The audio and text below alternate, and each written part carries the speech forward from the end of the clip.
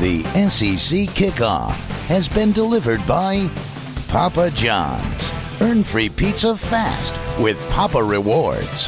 Only at papajohns.com. Here come the Auburn Tigers as they get set for Mississippi State. Barrett Trotter's team, 16 straight wins, longest current winning streak in the country. But Mississippi State's road favorite today. Meanwhile, in the SEC, Kentucky, who just barely go 14-3, beat Western Kentucky last week, now trailing Central Michigan. That game over on ESPNU. But we're talking SEC football. Dave Neal, Andre Ware, Stinchy Pooh and I back at the half. Thank you very much, Dari. An electric atmosphere at Jordan-Hare Stadium. Kickoff coming up in a matter of moments between two teams that are certainly riding some pretty good streaks. The Auburn Tigers have won a nation's best 16 consecutive games. Meanwhile, Mississippi State has won 9 of their last 11. And here come the Tigers.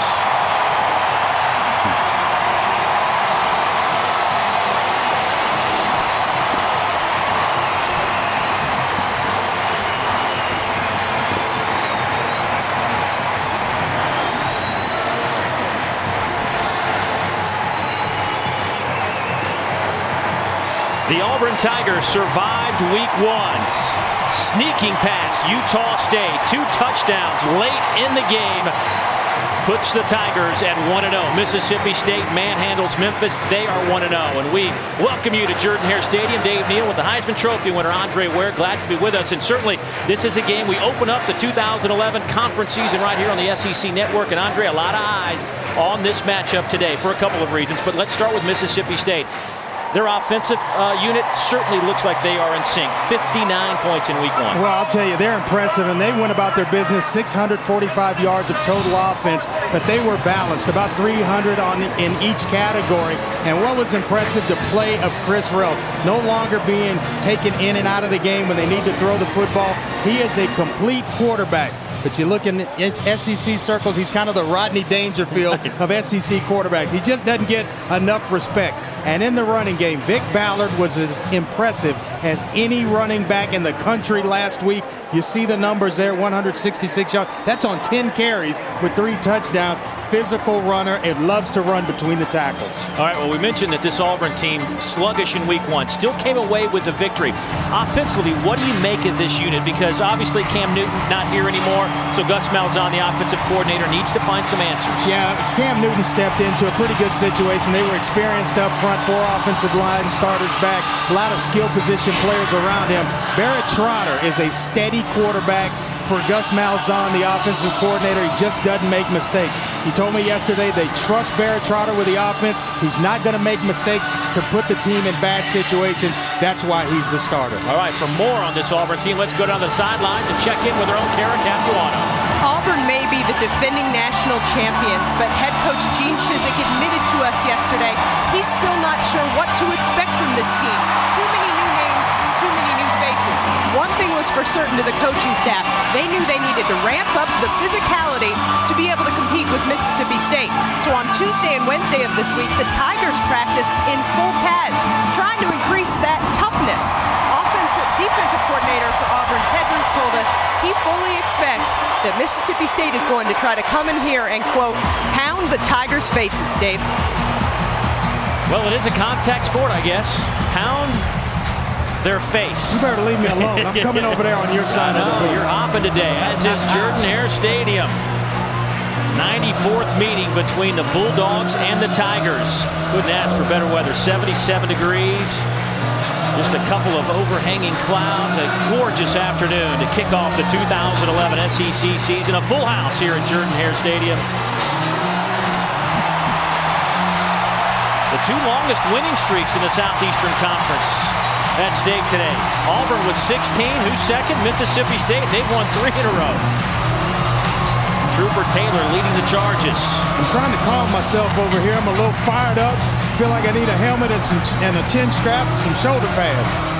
I don't know which sideline I'd go to, though.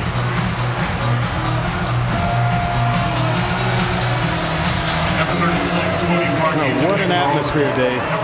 Auburn wins the toss. They defer, so Mississippi State will get the football first. Jamian Lewis, 16. Ladarius Perkins, 27. They're back to return the kick of Cody Parkey. We are underway in Auburn, Alabama. It'll be Perkins. Flag down. Perkins takes it out over the 20 to the 21. An 18-yard return.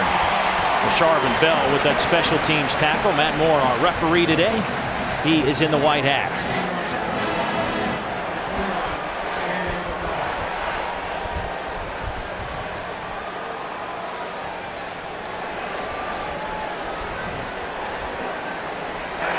During the return, blocking the back. Number 51 of the receiving team. Half the distance to the goal line. First down. So the Bulldogs offensively will back up inside the 10-yard line. Chris Ralph makes his way onto the football field. 6'4", 245. The senior out of Montgomery, Alabama, just about 35 minutes away from Auburn. He will line up in the shotgun in a 4-receiver set. First handoff goes to Ballard. He is swallowed up by that defensive front. Nico Thorpe leading the charge from his safety position. Our starting lineups are brought to you by Chick-fil-A. We didn't invent the chicken, just the chicken sandwich. Big Ballard should get a lot of carries today. Very steady running back, 962 yards a year ago. And Chad Bumpus, a very talented receiver up front. James Carman at tackle. Had a couple of false starts, but it got better and graded out the best for Mississippi State last week. Here's Ralph. He'll take it to the 14-yard line. Nosa Igwe in on that tackle. As we take a look at the Chick-fil-A defensive lineup for the Auburn Tigers. A young group played 26 guys on defense last week. Linebacking core led by Jonathan Evans, who had 14 tackles against Utah State. We'll look at that secondary in a moment. A flag comes down. Like Marcus Green might have popped up, but everybody in Mississippi State pointing the other way. Yeah, it could have been because of Darren Bates, who's in the neutral zone.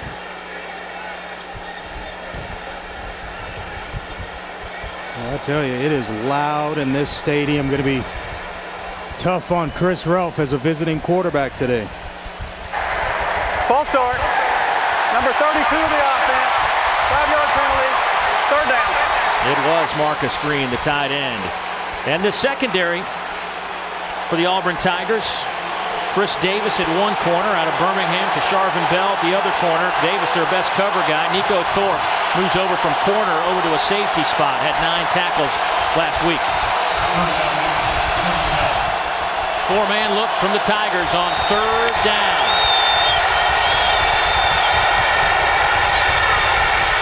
Ralph. Batted out of there at the last moment by Ryan White, looking for Arcito Clark. And the Tiger defense stands tall on the opening possession. Well, they try to run a deep curl route along the sideline, and Ryan White in great coverage. The sophomore out of Lincoln High School, Tallahassee, Florida, right there in the pocket of Arcito Clark, who led them last week in terms of yardage with 72 yards. Led all wide receivers in that category. Javon Reed back to return the punt. Baker Swedenberg. Baker averaged 41.5 yards per kick last week. Meanwhile, Reed returned 2 punts, averaged 6.5 per return. He stands at the 45. Auburn with a chance for outstanding field position. And a whistle. Delay of game, I believe, against the Bulldogs. And that's exactly what it'll be. You know, we had a chance to talk to Dan Mullen this week, and he told us there were a lot of mistakes made in that first game. There are a lot of yardage, big plays, but they made a lot of mistakes last week against Memphis. Delay game. Kicking team. Half the distance to the goal. Fourth down. And he said they wanted to come out and play a clean football game, and already a couple of penalties have caused a bad field position, and you're on the road, Dave. Field position is a must for the visiting team. Line drive kick, chance for Reed to return it right back up the middle. Reed to the 36-yard line. A 40-yard punt, and the Tigers have outstanding field position on their opening drive after the defense stood the test in round 1. Barrett Trotter played a solid football game last week. You talked to Barrett, you talked to Gus Malzahn, the offensive coordinator, and they say good start. Nothing fancy about it.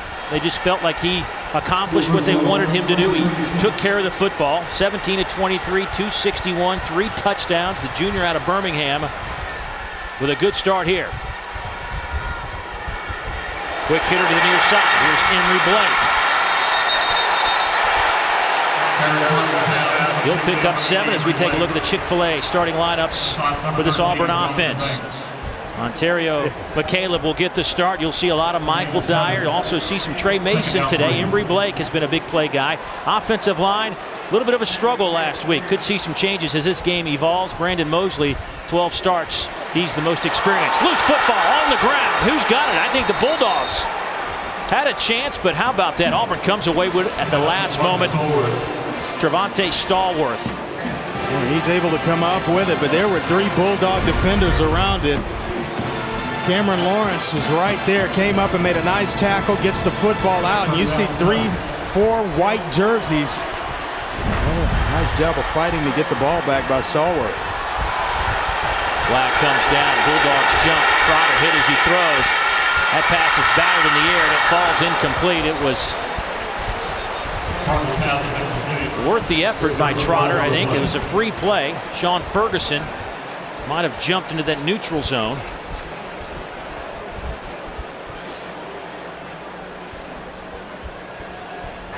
Offsides. Number 99 of the defense. 5-yard penalty. 3rd down. Well, take a look at this. The offensive line, you think these guys aren't in tune and they know what's going on? Watch right there. They don't move. They see the lineman jump right here.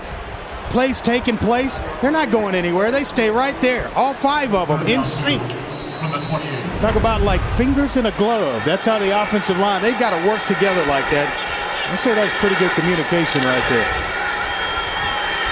3rd down and 2. Little shovel pass.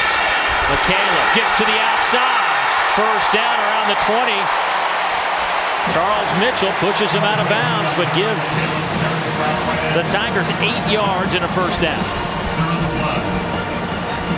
Take a look at the Mississippi State defense. This is a front 4 led by Fletcher Cox, who is now back in the lineup. He was among 5 players that missed last week due to team violations. Linebacking core had to replace 3 seniors a year ago. Brandon Wilson in the middle out of Tuscaloosa, Alabama. And this secondary could be the strength of this team. Broomfield and Banks at the corners. Mitchell and Whitley play the safeties. Personal foul. Number 84 of the offense. The result of the play was a 1st down. Be 15 yards. 1st and 10. Man, you talked about that secondary for Mississippi State. We talked to Chris Wilson, their defensive coordinator and D-line coach, and he said the secondary definitely the strength of the defense because it's the most experienced and the deepest position group on this entire defensive unit. Big time playmakers back there. Charles Mitchell, Wade Bonner, Corey Broomfield, who they still think is going to be a star, and Jonathan Banks, who's really stepped up his game. Well, that penalty certainly hurts Auburn, even though it's still a 1st down. But Dyer says, who cares? This could be 6. It is. Michael Dyer goes 35 yards off the right side, and the Tigers lead 6-0.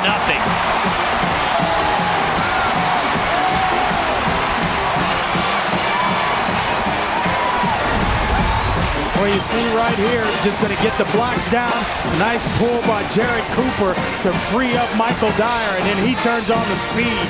He's usually the in-between the tackle guy.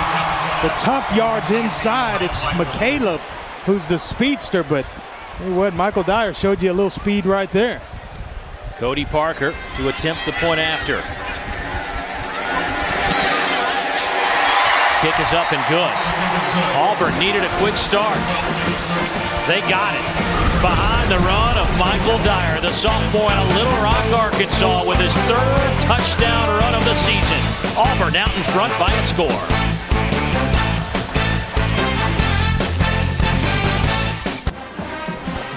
There is Michael Dyer, he of the 35-yard touchdown run. Getting that appears to be hamstring stretched out. Auburn leads at 7-0. over the Bulldogs. Last year, these two clubs played a thriller. 17-14 the final score. Nobody played Auburn as well as Mississippi State did. Bulldogs had a chance to drive it down the field to at least tie, but they misfired on some plays, costing them the victory. But Auburn took the win and propelled themselves to a national title. Parkey's kickoff taken by Lewis at the goal line. Lewis wrapped up at the 15. Dave, you got to be impressed with Auburn's kick coverage, and another flag comes out. But we talked to Gene Chizik, and they work special teams big time. Unsportsmanlike conduct. Number 27 of the kicking team. 15-yard penalty. First down. And they've got an unsportsmanlike conduct penalty on Auburn. A little excessive celebration. But we talked to him about that, and they just work special teams. They work situations on special teams, and you wonder why, if you're a fan or someone else around the country, why they're so good at pulling out games. They study it, they work it in practice over and over and over. Nobody is going to outcoach Gene Chizik when it's coming down to the wire. Pass caught on the outside. Gain of 7 on the play. Arcito Clark with the reception, but see if we can catch the excessive celebration. Obviously, Gene Chizik not too happy about it. I don't really see it. I think it was called on number 16, but I will say this: if it was on Thurisi, yeah, he needs to be with his team. That's part of the new rules, and everybody knows it. They talked about it all preseason. Another flag down. Here's Vic Ballard. He's got a first down at the 45. Nico Thorpe drags him down. You know, I just think you got to allow, kids or players a chance to just be emotional without, if it's going overboard, I understand that, but it's an emotional game, and you just made a big play. Number 1 of the offense, 5-yard penalty, second down. And this is really where Mississippi State kind of stayed away from these types of things last week against Memphis, the penalty yardages, and it's haunting them early in this ball game against Auburn. Both teams have hurt themselves with early penalties. Already 4 penalties on the Bulldogs for 25 yards. Auburn 2 penalties for 30 yards. Second down. We will call it 9. Ralph fires off the helmet, batted in the air, picked up. Demetrius McNeil to the 10, to the 5. Touchdown. 42 yards.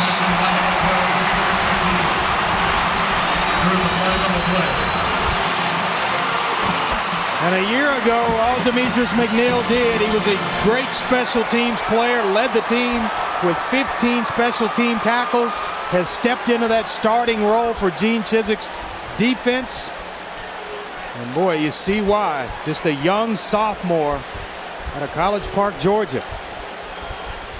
2 flags were thrown inside the 5-yard line. Here is Matt Moore with an explanation. After the play, personal foul, dead ball, personal foul, number 27 of Auburn. Touchdown. The penalty will be a set on the kickoff. See it here, just bad luck. Hits the defender in the back of the helmet. Demetrius McNeil right there on the spot. Nice block. Nice job of reading it and getting himself into the end zone. But boy, Auburn off to a good start. Can't say that I expected the Tigers to start the ball game like this. So Parkey now to attempt the point after.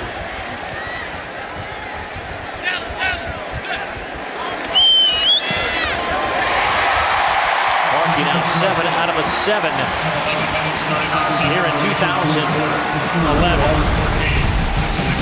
Demetrius McNeil. Auburn up 2 touchdowns. Wow. Early early fireworks at Jordan-Hare Stadium. What a difference a week makes. Auburn up 2 touchdowns, and we still have 11:39 to go in the first quarter. Andre, let's go back to that last interception for a touchdown. Yeah, let's take a look, because it's actually fantastic defense to Sharvin Bell. He got double slants going right here. You look, Bumpus is stopping his route, which allows the football to hit Travis Bell in the back of the helmet. Now he'll turn and get up the field to throw a block out in front. That's what's going to free up Demetrius McNeil to cut right there. That allows one-on-one with the quarterback. Quarterbacks aren't used to making tackles. McNeil gets himself into the end zone. A great start for Auburn. A fantastic block by Sharvin Bell. Bell using his head. Literally, right? Well, I tell you, they're coached up, defensive backs, ball's in the air, it's tipped. You turn and pick up the first color that's not yours. After the penalty backs him up, and now we have a stoppage in play. Been a lot of that in this game early.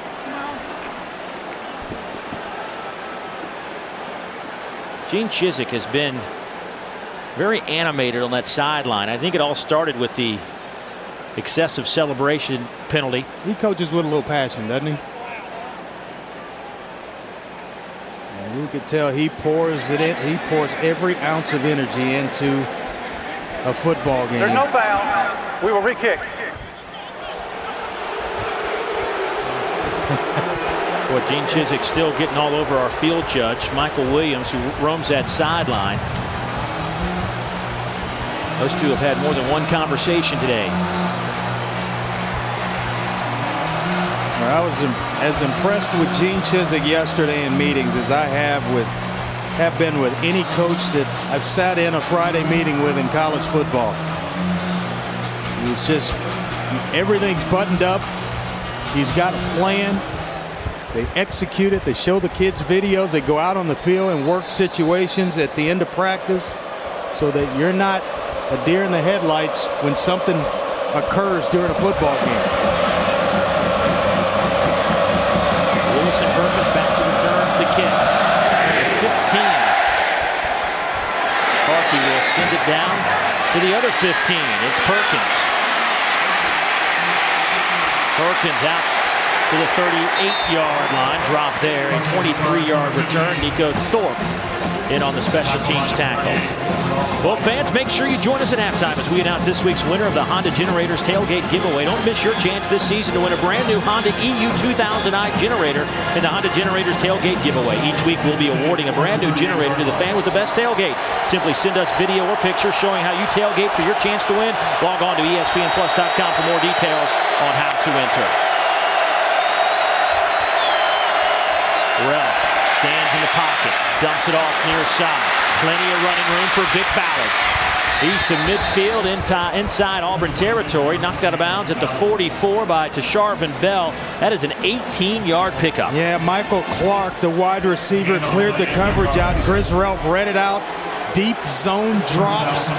Vic Ballard right out of the backfield, and a lot of green grass in front of him before there's a jersey of the opposite color. Ralph keeps it himself. Uses that 6'4", 245-pound frame and picks up 4 yards. Time to check in with Dorian Oka in our studios. Dorian. All right, guys, how about this out of the SEC? Now, we remember Kentucky struggled last week to put away Western Kentucky. Now they're playing Central Michigan. Ryan Radcliffe, who's thrown for 115 yards, finds Jerry Harris. Chippewas up 7 in Lexington. Thanks, Dar. Here, Ralph with a little option game to Perkins. He's got some room. There goes Ladarius Perkins. Touchdown, Bulldogs. 40 yards. Welcome back into the game, Mississippi State.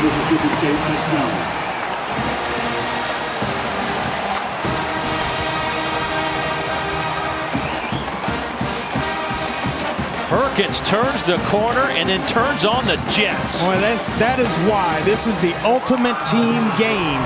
He doesn't make that run, Perkins, without the block of number 8, Chris Smith, who chopped down the edge, a corner to that side, and allowed Ladarius Perkins to get down the field. Is under further review.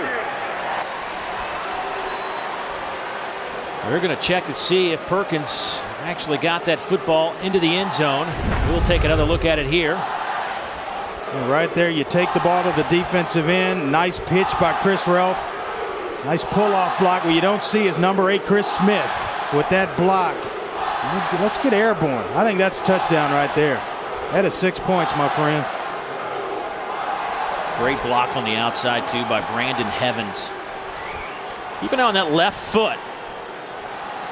Remember that when we talked to Dan Mullen, he said they had to be better blockers out on the perimeter and challenged his wideouts this week to be better at just that. And on that single play, 2 tremendous blocks on the outside to free Ladarius Perkins.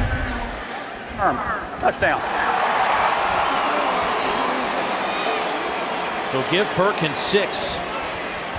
And now the Bulldogs will try to cut it to a 7-point game. We got Ballard doing it on the inside, and Perkins with the speed to get down the sideline and on the outside edges of the defense. Derek deep pass Squalls, point after, splits the uprights. And the Bulldogs, who scored 59 points a week ago, strike for 7 here in the first quarter. But the Tigers still lead by a touchdown.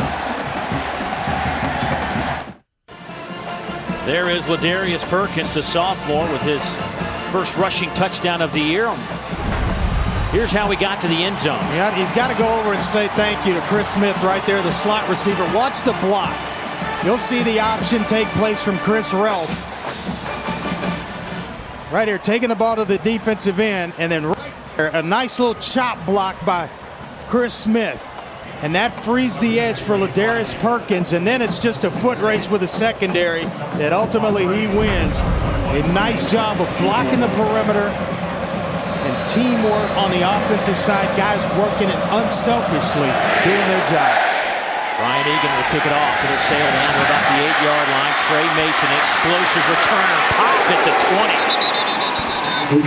13-yard return. Mason had a 97-yarder go back for a touchdown last week. I think the Bulldogs saw that on tape and got after him. Well, we expected a physical football game, and it has lived up to the billing. These two teams going at each other, and it's who's standing, as Kara said, pounding the faces of one another. Well, the Tigers' first and only offensive possession. You see, relax and play is the message. But the Tigers went 4 plays, 36 yards to score their first touchdown. Here's Dyer again. Pick up a couple of yards off the right side. Fletcher Cox with his first tackle. Junior out of Yazoo City, Mississippi. Kind of tripped up by his own offensive lineman, Jared Cooper, trying to block out in front for him, and just caught maybe his ankle and tripped himself up.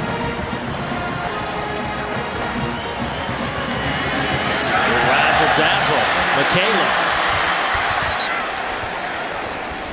We'll get another couple of yards before Cameron Lawrence pushes him out of bounds. A nice job of staying at home by Cameron Lawrence, because that is a guy with a lot of speed, as fast as they get in this conference. Ontario McCaleb, he has got gears that he can shut it down and give somebody else some and still be one of the fastest players on the team. McCaleb stays in the game. He comes in motion to the near side, and he'll get the football. Makes a move out to the 29, but that'll be 2 yards shy of the first down. 5-yard pickup. Corey Broomfield and Nico Whitley close the gap. A nice job by Corey Broomfield, staying outside, keeping leverage outside in where you got the help. If he gives up the outside, now it allows McCaleb with speed to turn the corner. Keep him inside where the help is coming. Not enough for the first down, so on 4th and 2, here's Stephen Clark, the sophomore punter out of Jupiter, Florida, averaged 43.5 yards per kick last week against Utah State, had a long of 48. Jonathan Banks stands at the 30. Good high kick, good coverage kick. Fair catch called for at the 33. So the Bulldogs will get the football back after a 39-yard punt. Hey, Tiger fans, what better way to spend the Christmas holiday than in Honolulu, Hawaii? Don't miss out on the action as the Auburn men's basketball team faces off with Clemson, Kansas State, Xavier, and more in the 3rd annual Hawaiian Airlines Diamond Head Classic. It's December 22nd, 23rd, 25th. For tickets and travel, visit HawaiianAirlinesDiamondHeadClassic.com. You want to know the sign of a good football team? When you get down 14-love and you don't panic.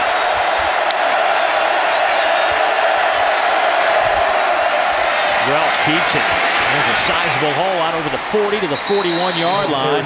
That's a 9-yard pickup. That'll be 2nd down and 1. Holland and Thorpe help bring him down. Let's check in with Kara. Andre, you're exactly right. There is not a sense of panic here on the Mississippi State sideline. Running backs coach Greg Knox told the corps, weather the storm, we're going to bust the edge. It's coming one play at a time.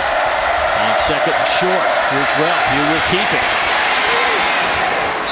Over the 45, he'll have the 1st down, and you're getting a look at the diversity of this Mississippi State offense that had 8 plays over 25 yards, 6 of those for TDs against Memphis. A lot of these Auburn defenders are saying, oh no, not again, because they were last year servicing the offense and trying to tackle a guy like Cam Newton. That's what they're getting again from Chris Ralph. Big, strong quarterback. Ralph incomplete. Looking for Vic Ballard.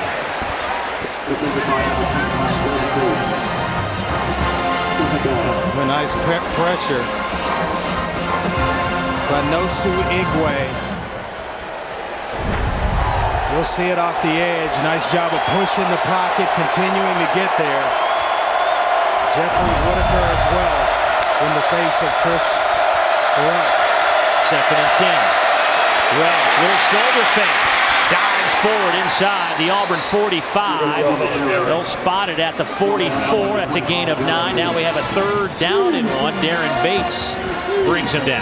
We're being impressed with Chris Ralph. This is the other addition that he gives you along with a solid passer.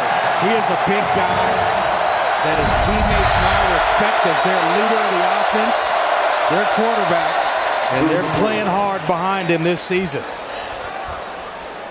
Timeout taken by Mississippi State on a 3rd down and 1. Timeout, Mississippi State. That is their first timeout of the first half. There'll be a 30-second timeout. There is no flag on the play. What?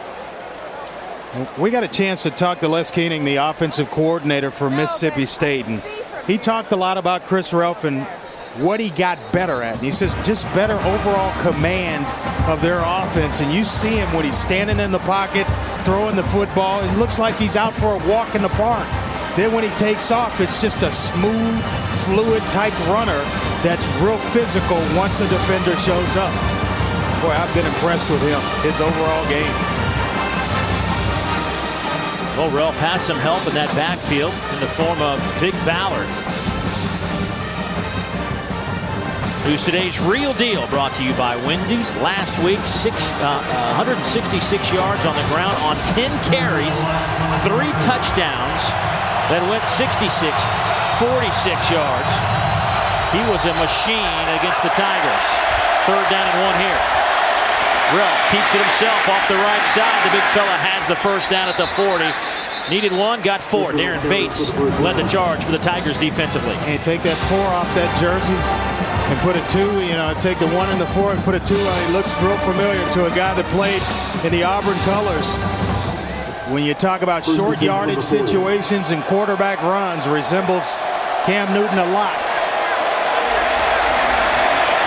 Fresh set of downs for the Bulldogs. 7:20 to go in the 1st quarter. Chad Bumpus has some blockers in front. Chad with a 1st down near the 25-yard line before Charvin Bell knocks him out of bounds. 14-yard pickup. Boy, I tell you, this Mississippi State offensive group, they block the edge about as well as anybody in the country. Watch Vic Ballard. He's a guy that he was the main ball carrier last year. That's him right there at the bottom, throwing a block for Chad Bumpus. 1st down and 10. Play fake. Ralph has all day. Hits Ballard. Makes two guys miss down to the 15. Another first down. That goes for 12. Ryan White trips him up. Ooh, I'm going to give it to you, Dave Neal. I'm going to take it away. That's Vic Ballard. He sent that up here. I tell you, Ralph, watch his demeanor in the pocket. The body language. Just having fun on a Saturday afternoon. Ralph, pressure comes. Hit as he throws to the end zone. Touchdown. Brandon Evans as Ralph is walloped in the process. 15-yard strike.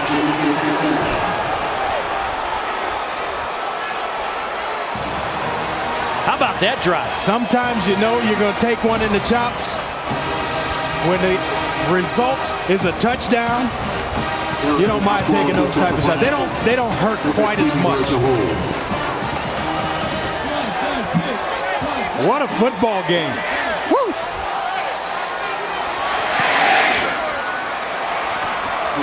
28 points, and we still have 6.5 minutes to go here in the opening quarter. The Bulldogs down 14 and now tied it up. Chris Ralph right here, corner route. He knows he's going to take it. Mississippi State tying it up.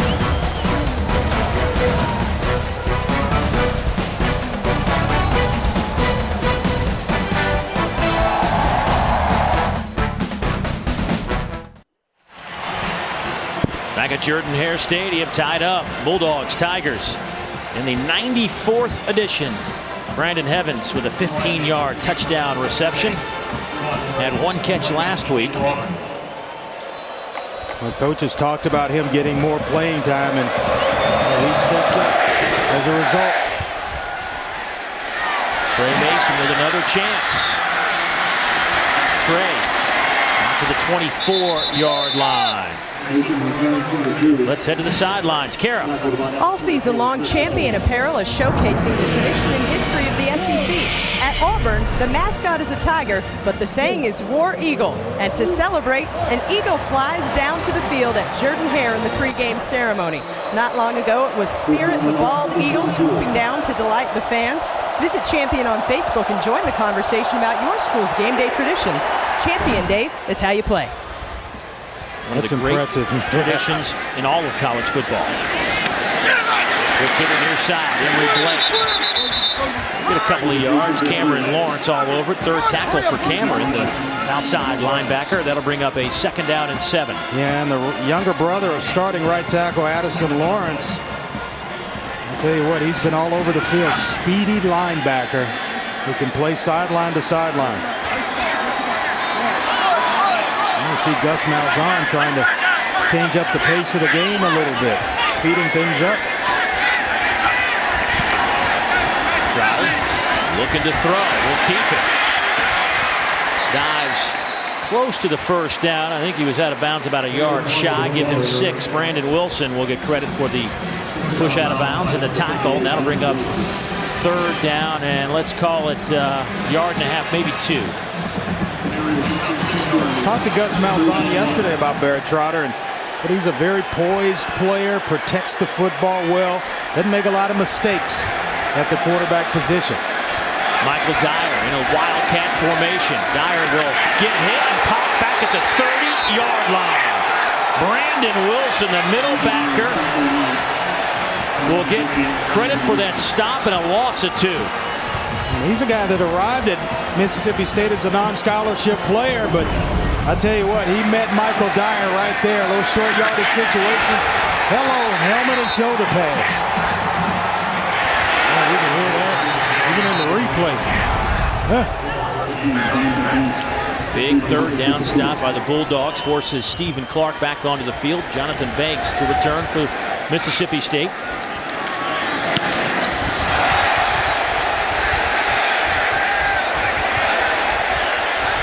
Auburn roll. Oh, yeah. Down to the 11-yard line. May not have been the prettiest kick. 58 yards. Time to head to our studios. Dari. Time now for our AT&T All-America Player of the Week update, and it came from Oklahoma State Thursday night. Joseph Randall, 121 rushing yards, 2 touchdowns. He also caught for 99 yards. Text VOTE to 55862 from your mobile phone to vote and for a chance at a trip to the national championship. Thanks, Dari. 14-14, 4:45 to go, first quarter. Bulldogs back at the 11 on first down and 10. Ralph today has completed 4 of 7 for 50 yards. He's rushed 6 times for 37 yards. Over the middle, wide open, drops. Ralph to the tight end Marcus Green, who is normally a sure-handed receiver of the football, but couldn't hold on to this one. Yeah, nice touch pass. Maybe a little bit high from Marcus Green, but that's one you should bring in. And he's kind of emerged as the team's primary tight end and did that during his sophomore season. High snap. Good job by Ralph. He'll take it out over the 16 to the 17-yard line. That's a 6-yard pickup. That'll get you back on course in a hurry. Have a incompleted pass on first down. You're second and long, and then Chris Ralph right up the middle of the formation for 6 yards. Ralph dragging some Tiger defenders with him near the first down at the 21-yard line. He's a gain of 3 or 4, depends on the spot. Yeah, he's dragging big Devontae Sigler, all 275 pounds of him at 6'4", the true freshman that is in that rotation for Ted Roof and the defense. But Ralph got close to the first down. I think he's going to have it here.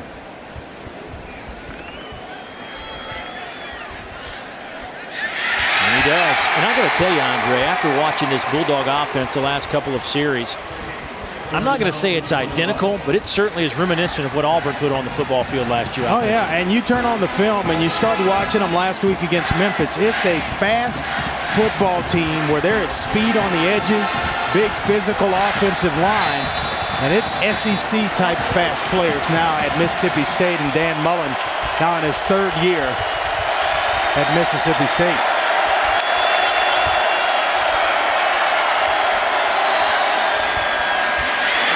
Ralph keeps it. Picks up another 7 yards out over the 25 to the 27.5-yard line. Nico Thorpe with another tackle. 5 already for Thorpe. I think the Auburn fans are thinking, man, that's reminiscent of 2010. Watching Chris Ralph work today, very similar to Cam Newton.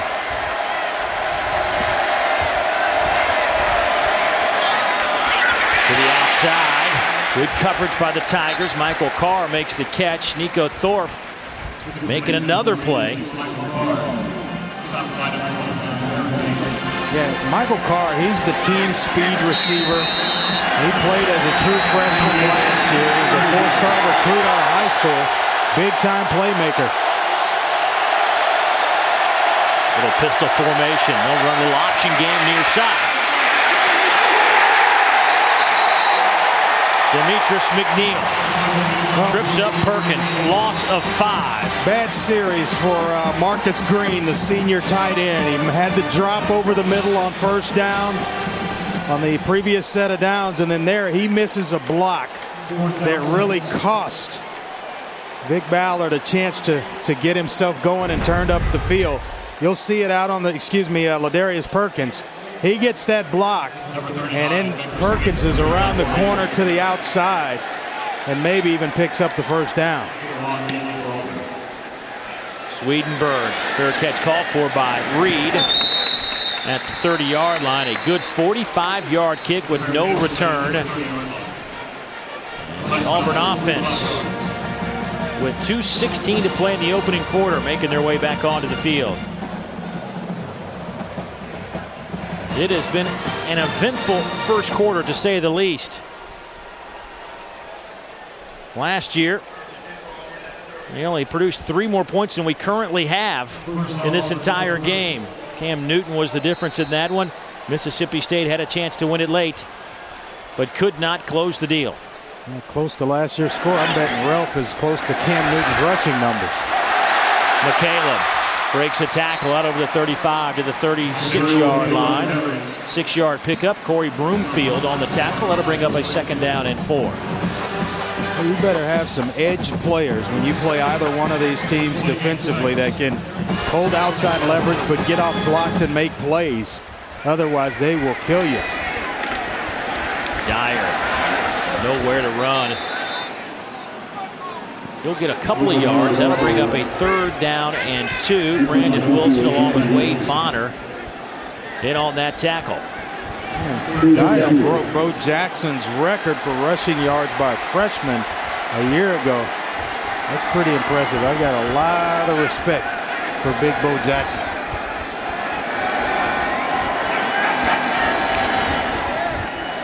There's Dyer. Picks up the 1st down.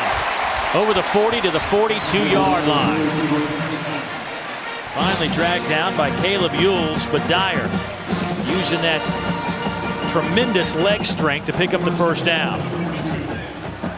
Today's 1st and 10 line brought to you by your local Toyota dealers. Toyota moving forward. Dyer, nothing happening there, loses a couple.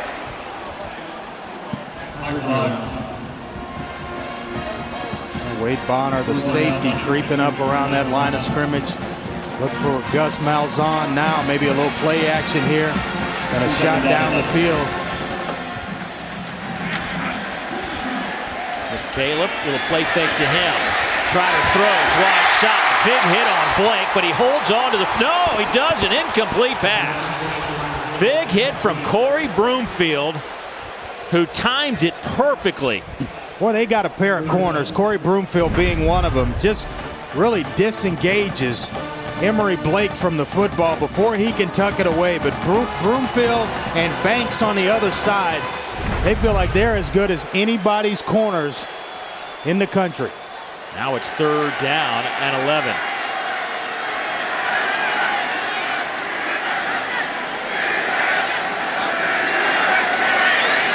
Trotter very relaxed. Said he was relaxed in the opening game last weekend. Did his job, 17 of 23. McCaleb hit the moment he catches it by Wade Bonner. Well, Bonner's had a couple of big hits, and we felt like this was going to be a physical football game. Mississippi State offensively pounding between the tackles, and then just, I didn't expect defensively for them to play like this. You talk about speed, and then when they get there, they are bringing the wood. That's the thing that really shoots at you on film.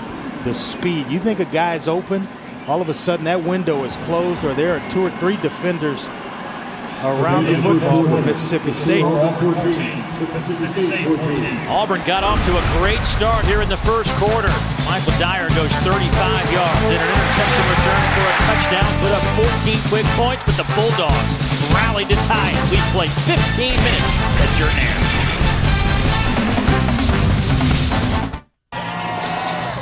Move to the 2nd quarter at Jordan-Hare Stadium, tied at 14 between the Bulldogs and the Tigers. Here's how we got to this point in the 1st quarter. Michael Dyer sees a hole and goes 35 yards for his 3rd touchdown run of the season. Then Chris Ralph throws an interception, but off the helmet of a Tiger defender, and Demetrius McNeil takes it the rest of the way. Mississippi State listens to their coaches. They say relax and play. And then Ladarius Perkins takes it to the end zone, 40 yards. Chris Ralph hit as he throws. Finds Brandon Evans for the touchdown. 15 yards out. And that's where we stand. Tied at 14. Auburn will punt it away to start the 2nd quarter. Banks lets it roll down to the 1-yard line. 54-yard punt. Terrio McCaleb with the honors for the Tigers, and once again, special teams, as Gene Chizik says over and over again. You ask him about the strength of his team. You're usually talking about offensive line. Yeah. He says it's our special teams. He went right to special teams because a lot of those guys played on the units last year when there were seniors in front of them, and they had to get their playing time on special teams. Some of them still there. And that has really been, there's been a lot of production in those areas. Here's a chance for Auburn to flip the field. Bulldogs really backed up. Ralph out of the end zone. Stiff arms a man. A flag comes in. That may be a hold. I wonder if Arcito Clark was out in front of Ralph. I wonder if he grabbed a Tiger jersey in the process. On a 4-yard pickup if it holds. They're holding. You're absolutely right. I don't know how much closer to that goal line they can get. There's not much room. Maybe half the distance. Is like running the play over again.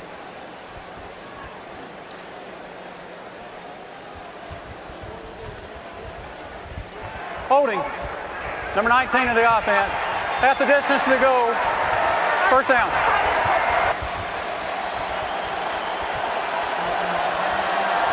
So now it's first down. And we'll still call it 10 yards.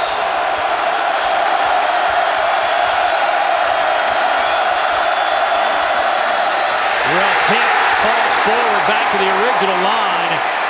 This 6'4" frame able to fall forward. Craig Sanders, a defensive end, crashing in to make the tackle. Yes, Sanders beats Tobias Smith, the guard, inside, and he can't pick up the block fast enough to knock him off the legs of Chris Ralph. Lucky he didn't take a safety there. Second down. Ralph out of the end zone. Will throw it. Going up top. A little too far for Arcito Clark. Chris Davis on that coverage. Boy, coaches that don't spend enough time on special teams, this is why. Doesn't always have to result in a big return for a touchdown, but you talk about field position in a close football game. You think it doesn't matter? You get pinned down inside your own 5-yard line, and now that changes the field position for Auburn. You throw it here, Andre. I think so. You got a senior quarterback. He'll know to get rid of it. Ooh, he's going to run it out of there. Look at the big man get to the 10. He needed. He's close. To the 11. Let's see where the spot is. He's across the 10, maybe about a half-yard short of the first down. Matt Moore will bring in the chains to get a close look at this. Maybe a thumbnail. That's with my bad eyes from way up here. And then the question is, if they are a little bit short, do you even think about it? Nah, even though you got football. a guy like Chris Ralph back there. Tied up at 14, punt the football and play defense. But they don't even have to think about it. Boy, the big man. How many times did Cam Newton do that for Auburn last year? And I think it's like watching it all over again. Now that man, Dan Mullen, his offense, Les Keening, the offensive coordinator, they've got a lot of confidence in Chris Ralph to just pull it down, make plays with his legs, and make him part of the running game. Out of the pistol, high snap. Timing just wasn't there. Ballard on the carry. Got swallowed up, no gain. You know, we talked to Gus Malzahn about that very thing about Cam Newton and when did he kind of get it and the light turned on with the offense. They said last year Cam was a running threat. It became a running threat about 4 games into the season that really opened up their entire offense. I think Chris Ralph gives that to Mississippi State. Once again out of the pistol. And then at the line of scrimmage. No room to run for Vic Ballard. Excuse me, Marcus, the fullback, on that carry. Ralph now for the game 5 of 10 through the air for 51 yards and a touchdown, 1 interception. I think now 12 carries, 66 yards on the ground. Now it's 3rd down and 10.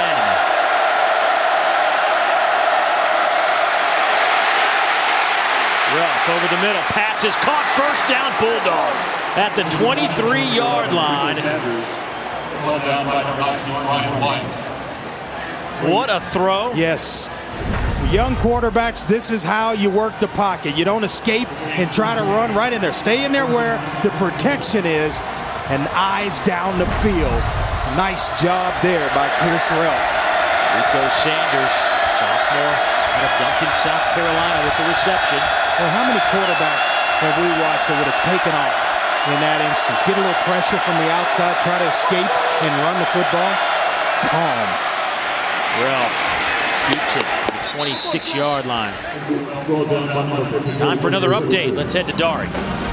Well, guys, we go to Columbus, Ohio. Buckeyes trailing Toledo 15-7, and then Carlos Hyde, the sophomore, goes 36 yards. Buckeyes kick the extra point. They're within one at home in the second. Toledo leading the Buckeyes on the road. Ralph going up top. Not happening. Looking for Chris Smith. The coverage for Chris Davis.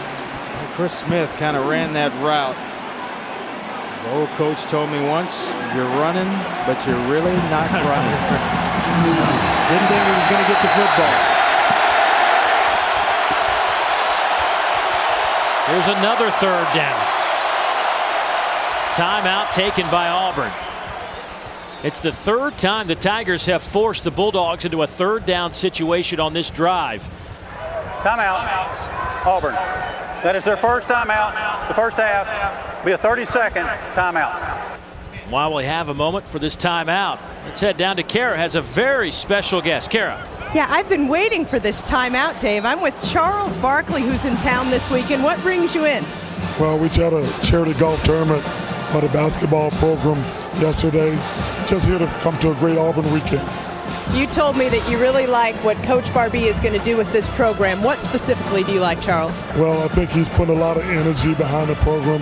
We finally starting to get some decent recruits. It's been very frustrating as an Auburn basketball player because the program hasn't been good in a long time.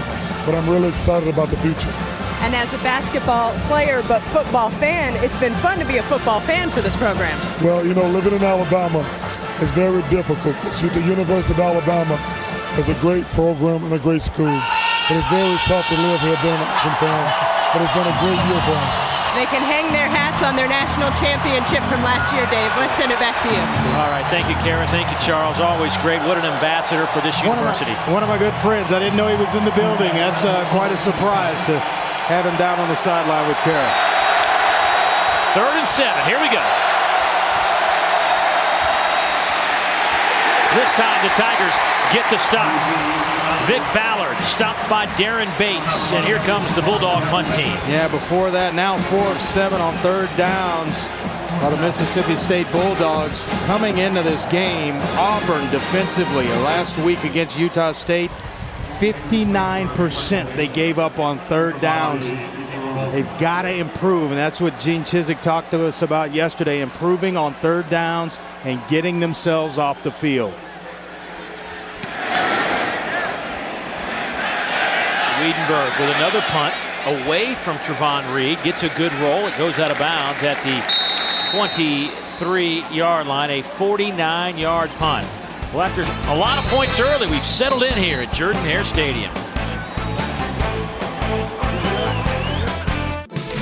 You have the audacity. Today's SEC Network game is brought to you by the Capital One Venture Card. What's in your wallet? Champion, it's how you play. Allstate, you're in good hands. AT&T, rethink possible. And by Buick. See real stories of human achievement on the Buick Human Highlight Reel at ncaa.com/Buick. Glad to be at Auburn as we kick off the 2011 SEC conference schedule with the Tigers and the Dogs. 10:48 to go in the second quarter. Barrett Trotter to throw on first down. Incomplete. Quindarius Carr surrounded by 4 white jerseys. Corey Broomfield with the initial coverage. That's that closing speed that I talked about. Broomfield, and they like Banks on the other side. But look at this, going around the defender, and that's a curl route. Now here as a receiver, you start to feel that close down. You got to come back to the football. Can't just sit there and wait on it. And now it's 2nd down and 10.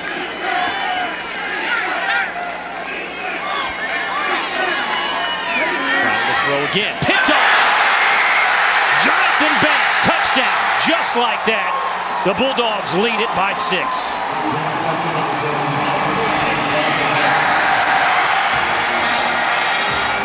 Closing speed was a phrase I just heard.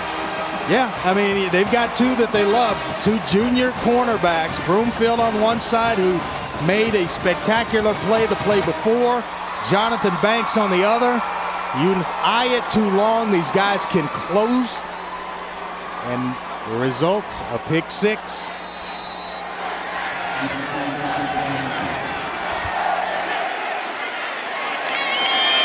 Point after from DePasquale is up, and it is good. 28 yards on that interception return for a touchdown, and the Bulldogs have scored 21 straight. Right here, Barrett Trotter eyes it a little too long, a little hitch route, and Jonathan Banks reads it as well as you can.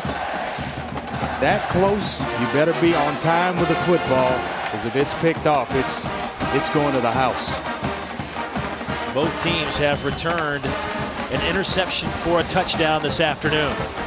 Yeah, there's a sense of urgency for a quarterback in a couple of different situations. Third down and long, and in a backed up situation, field position wise, you've got to get back, get set, get the football out on time. Because if you hold on to it, bad things will happen. That's the first interception of the season for Barrett Trotter. Comes at a bad time. You don't want any of them going back for six.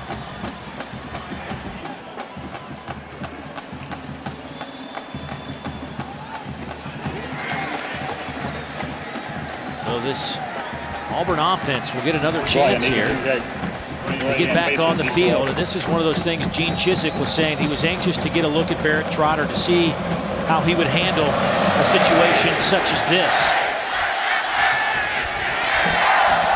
Trey Mason, right up the middle. Trey, explosive returner out over the 45 to the 46. In high school last year, they kicked to him 3 straight times to start the season.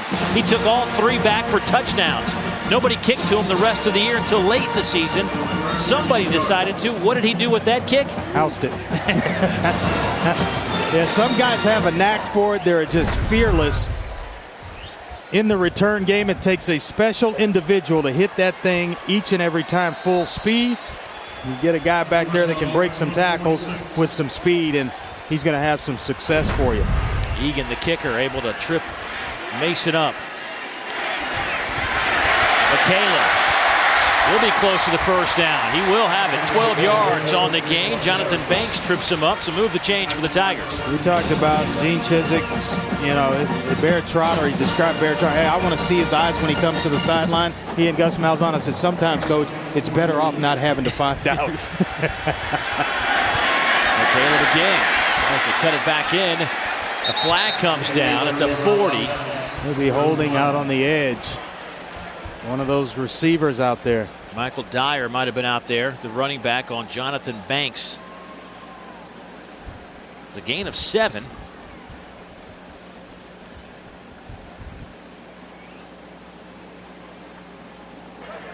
Holding, number 5 of the offense. 10-yard penalty from the spot of the foul. First down. 4th penalty against the Tigers this afternoon. You don't. If you can go the whole season without having to see a quarterback react to adversity, every coach in America would sign up for that one. Unfortunately, that does not fit in the job description. You're going to have some mistakes and some growing pains. Caleb. He's to the 46. Corey Broomfield trips him up, gain of 5. I thought we saw some pretty good corners last week in DeQuan Menzie and Drake Kirkpatrick at Alabama. These two here, Broomfield and Banks, equally as good. Keeping outside leverage in the run game, not afraid to come up and stick their noses in there and tackle. Closing speed to break up passes. Nice job. To the outside, Javon Reed can't get past Corey Broomfield. Boy, these corners, Andre, I mean, they are some players now. Yeah, coaches, they've been kind of waiting on Broomfield to take the step to the next level. I think he may be taking it right here in front of their eyes in this Auburn football game. Right here, keeping outside leverage. Then when you have a chance to make a play, you make it. He's made several. early in the first half. It is 3rd down and 13. Auburn 2 out of 5 third down conversions this afternoon. We'll play action. Mississippi State brings the heat over the middle. Emory Blake still on his feet. Blake will score.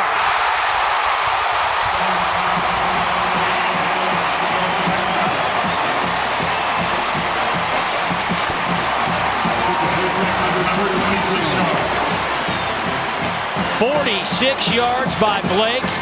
The Bulldogs brought the heat, and Auburn made them pay." Dave, if you want to get the football thrown to you, do that with it after the catch a couple of times, and quarterback will find you. No matter what the situation is, he will find Emory Blake. That is his go-to guy. When it gets critical, Emory Blake will have the football.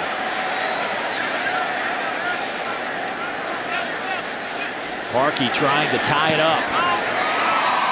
And he does.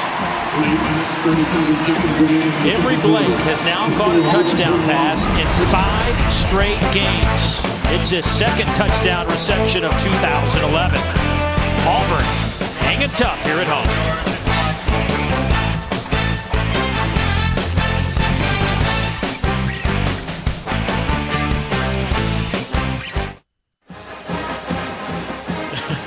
How great is that? No, he can't, and I'm sure he's really happy about that. He's missed 42 points here. We have more exciting SEC football action coming your way next Saturday as Houston Nutt leads the Ole Miss Rebels into Nashville to take on the Vanderbilt Commodores. It's Ole Miss and Vandy right here at noon, 11 a.m. Central on the SEC Network. Vanderbilt taking on UConn. Vanderbilt trying to go 2-0. Under James Franklin. I'm going to go out on a limb, and I'm picking James Franklin and the Commodores to beat UConn this week. It'd be nice to have the undefeated Commodores next week. Sir.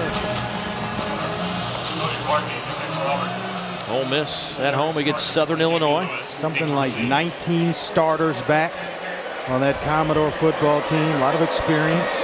Larry Smith back under the center. So you're already doing your Vandy homework. I love it.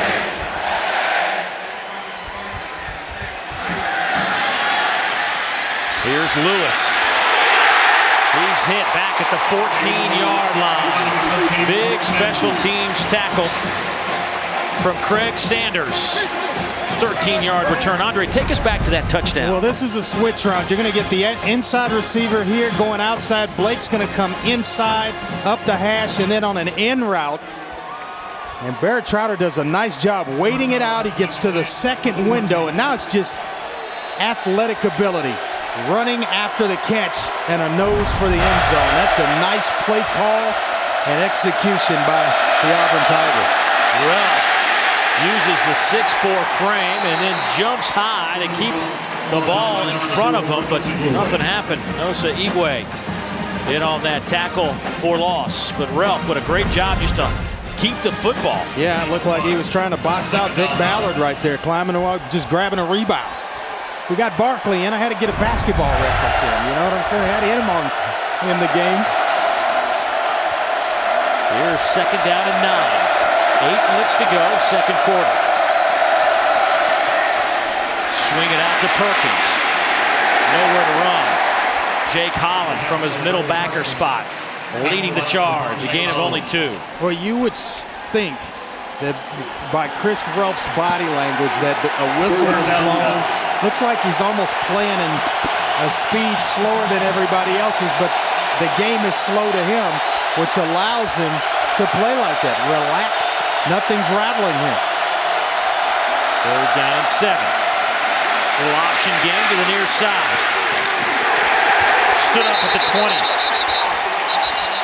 Not going to happen. Demetrius McNeil, the first one. Then Jonathan Mincy to finish off Ballard.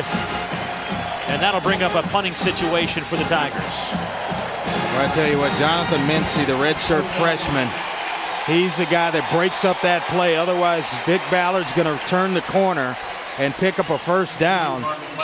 Nice outside leverage, and then when you have a chance, Dave, to get off the field on 3rd downs, you must do so in a close football game like this.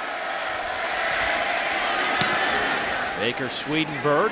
Fair catch called for by Trevon Reed, and good field position now for the Auburn offense at their own 41 at 38-yard punt with no return. Well, McAllister's Deli is giving 2 lucky guests each a Jeep Wrangler. Visit us on Facebook.com/TFreaks for official rules, entry forms, and great weekly tailgater prizes. Visit Facebook.com/TFreaks and you could be a big game winner. 6:41 to play in this game. I did not see 42 points on the board before halftime between these two clubs. That's what we have. Barrett Trotter will fake to Dyer over the middle. Here's Blake. He just had a touchdown reception to the 36-yard line, a first down and a gain of 23. Matthew Wells brings him down. Well, that apple didn't fall far from the tree. The son of Jeff Blake, who played 14 years in the NFL. You'll see him here. Nice little drag route. Don't run across there too fast. And right on time with the football. Barrett Trotter to allow the receiver to catch the football on the run. Trotter 8 out of 11, 85 yards, a touchdown, and a pick. The pick was a pick 6, however. Kirkland moves from the right to the left. The tight end, number 43, Dyer in the backfield. Pitch to Dyer. Gets a big block. Dyer makes a man miss, close to the first down. Charles Mitchell with the tackle, a gain of 11. Quindarius Carr with a great block on Corey Broomfield. Well, it's because Corey Broomfield came inside, and we've complimented him all game long on keeping outside leverage. When he didn't that time, they made him pay. Dyer again trips up at the 25. Dyer, the ball carrier. Will still gain 3 yards. Boy, here it is right here. Watch the block outside on Corey Broomfield. See, he comes inside, which allows Dyer the outside edge and a path to the first down marker. And Darius Carr was the guy that had the block. Dyer slips. And then a late flag coming in at the 16-yard line. That's right near the first down line. A gain of 7. Jonathan Banks with the tackle, but what is the flag? I'm talking about a strong guy. I think it's a late hit. One of the Bulldog defenders on Michael Dyer. It's that penalty thing is kind of rearing its head again. We're late in the second quarter for Mississippi State Bulldogs. After the play, personal foul. Number 22 of the defense. Contact with the crown of the helmet. Half the distance to the goal. First down. Matthew Wells, the outside backer, leading with the helmet. He moved from the secondary to outside linebacker so they could get more speed on the field. A redshirt freshman, and just got there a little late and with the top of his helmet. Now it's first down and goal. Hand off to Dyer. He's inside the 5. Falls forward to the 3-yard line. Nico Whitley trips him up, but not before Dyer gets it to the 3. Boy, credit the play of the offensive line. Big guys up front get nice blocks and paving the way for Michael Dyer. Second down and goal. Dyer again. Still on his feet. Did he get in? Yes, he did. Dyer with second and third efforts crosses the goal line from 2 yards out.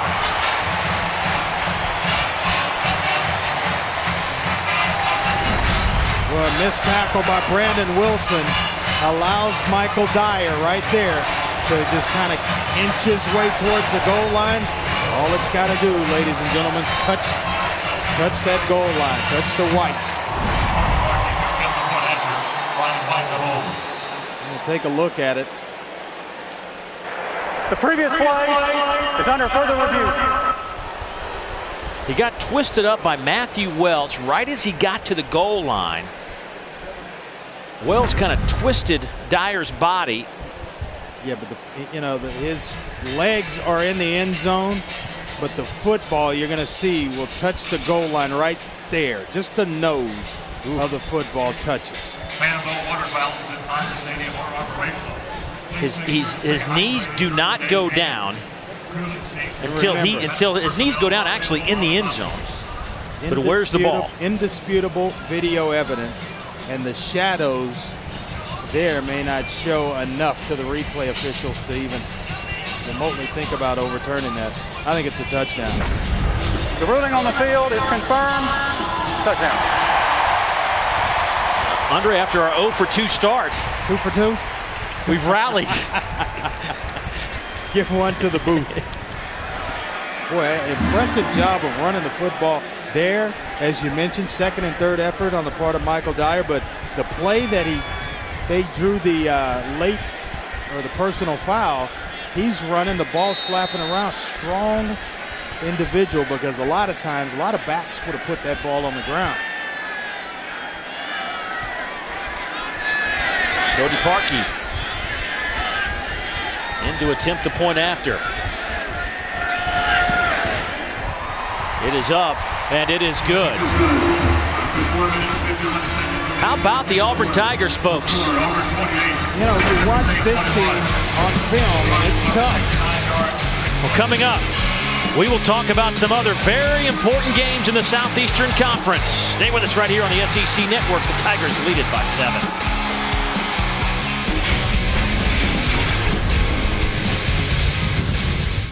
SEC Network game is brought to you by the Capital One Venture Card. What's in your wallet? Champion, it's how you play. Allstate, you're in good hands. AT&T, rethink possible. And by Buick. See real stories of human achievement on the Buick Human Highlight Reel at ncaa.com/Buick. It's hopping at Jordan-Hare Stadium. The Tigers have scored 2 touchdowns in the last 5 minutes and 38 seconds to take a 28-21 lead. 4:51 to go before halftime, and a full house here on the SEC opener of 2011. That last drive, 6 plays, 59 yards, a minute 50 off the clock. Dyer with a 2-yard touchdown run. Cody Parkey booms it through the end zone.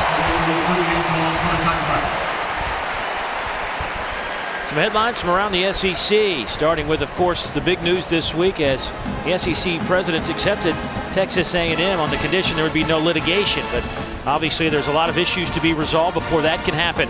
Then Alabama and Penn State. That'll be a good one at 3:30 on ABC. And then South Carolina and Georgia at 4:30. A huge game for the Dogs in so many ways. And a big one for South Carolina on their quest to win an SEC championship. Andre, back to the top, though. Texas A&M and the SEC. Your thoughts? I think it's a great move for Texas A&M. I think if there's any program around the country that's built to come in to this conference, it's Texas A&M. And then recruiting-wise, they've lost a lot of recruits to LSU, a couple of Florida, and a couple of other SEC schools because they play in the SEC. Now they stay home at Texas A&M. Here's Ralph going up top. Has a man just off the fingertips of Chris Smith. Boy, if you could turn that one over just a little bit more, little more air under the football to allow Chris Smith to run under that. Fine effort, though. He gets inside position on Jonathan Mincy and just a little bit too far. Chad Bumpus, end around. End around and down. No gain. Nosa Igwe from his defensive end position with the tackle, his 3rd of the afternoon. And this is a young group on defense for Auburn.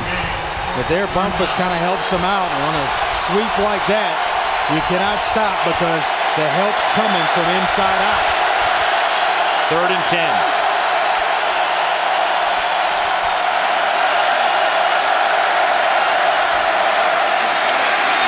Big hole for Ballard. He needed to get over the 30, and he did. 11 yards. Demetrius McNeil finally drops him, but a big hole on the left side. Well, they're not afraid to run the football, even on 3rd down and long, and a nice block by Marcus Green, the tight end. That's what seals it up for Vic Ballard and allows him to pick up the 1st down. Boy, that was a big 1st down for the Bulldogs. They can eat up some more clock now. And a big block by Marcus Green to free it up. Ralph to throw to the wide side. Pass is caught. Should be a gain of 10. Michael Carr with the reception close to the first down. They're going to say he stepped out at the 40. That's a yard shy, so second down and 1. Chris Ruff, long throw across the field like that, but accurate ball to pick just close to the first down marker. Oh, he's impressive. I got a chance to go down on the field and talk with him a little bit during warm-ups. Big, physical, well put together quarterback. Option game near side. Ballard to midfield. First down. Darren Bates with the tackle. That's another 10-yard pickup for Vic Ballard, who, folks, wasn't recruited really out of high school, goes to junior college, still really wasn't highly recruited. Mississippi State said, hey, we kind of like your game, come here. They have discovered themselves a pretty fantastic tailback. Pretty good player. Ralph swallowed up at the 48-yard line. D. Ford led the charge for the Tigers, a loss of 2. Well, it's really a two-man route down the field, and he looked left. We got an injured player down for Mississippi State here. James Carman, the big tackle, 6'7", 320 out of Baltimore, Maryland. Looks like he might have gotten that leg rolled up on. Yeah, he's an interesting story himself because he's a guy that moved to left tackle from the defensive line. He gets off the ball well, and a big part of that running game that rolled up over 300 yards last week against Memphis.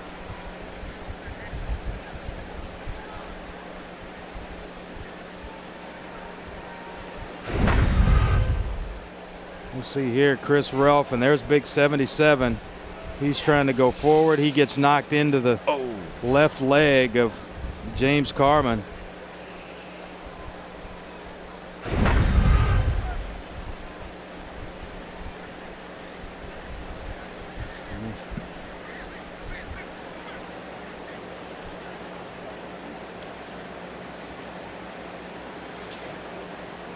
While we wait for the status of James Carman, that'll give us an opportunity to send it to Dari for an update in our studios and what's coming up at halftime. All right, guys, how about Kentucky's slow start to the season last week against Western Kentucky? Wait till you see what they're doing today against Central Michigan. Also, we look ahead to Alabama as they take a trip up to Penn State. What we might see as those two do battle.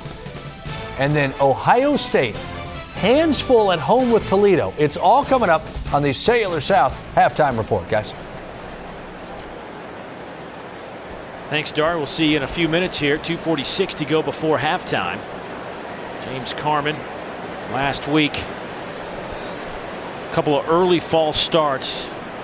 Very eager to make that switch from defense to offense, but when it all settled down, he actually graded out the best of the offensive linemen last week. Not bad from a guy that spent a lot of time on the defensive line. And well, tough to go from one side of the ball to the other, but and then to the offensive line, and you maybe could do it a little easier when you go inside at either guard or center, but to go to left tackle where you're protecting the backside of the quarterback, the quarterback's blind side, that's extremely tough, and he had made a nice transition to left tackle. Hopefully he's going to be okay.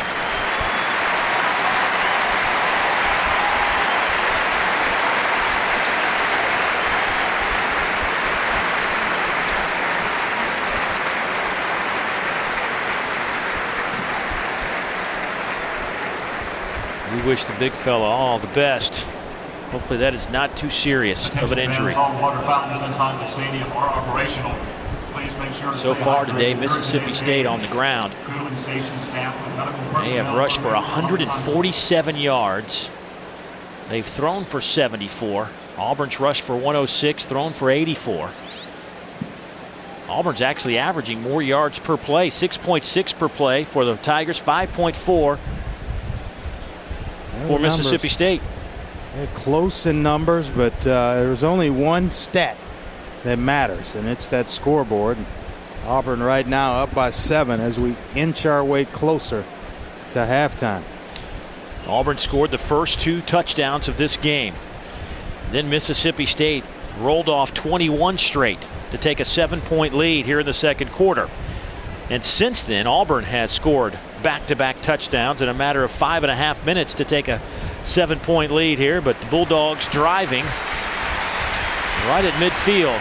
You know, Coach Chiswick talked about, and through the media here in Auburn, about getting better from week 1 to week 2. And sometimes it's coach speak, but watching this team on film of last week's game against Utah State and then watching them this afternoon, looks like two totally different teams. Faster on the outside and the perimeters, more physical inside in the trenches. And they went this week, had a couple of really physical practices on the offensive line, letting guys go at it to get ready.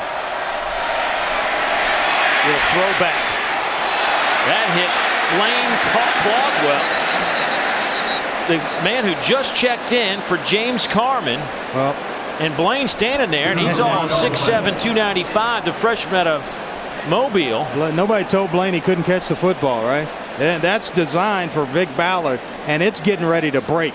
Nothing but green grass out in front of Vic Ballard. Everybody's going to the flow of the quarterback, and right there, I don't think it gets to Vic Ballard, though.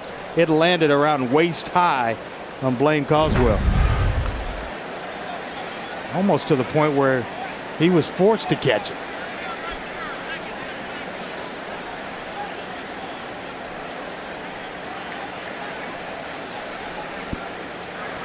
Illegal touching. Number 75 of the offense. The penalty is declined. Third down. Good catch by Blaine, though. Showed some good hands. Future tight end at 6'7", 295. So here's another third down coming up for the Bulldogs. 2.5 to go. It's third down and 11. Perhaps 2 down territory if they can pick up a few yards here.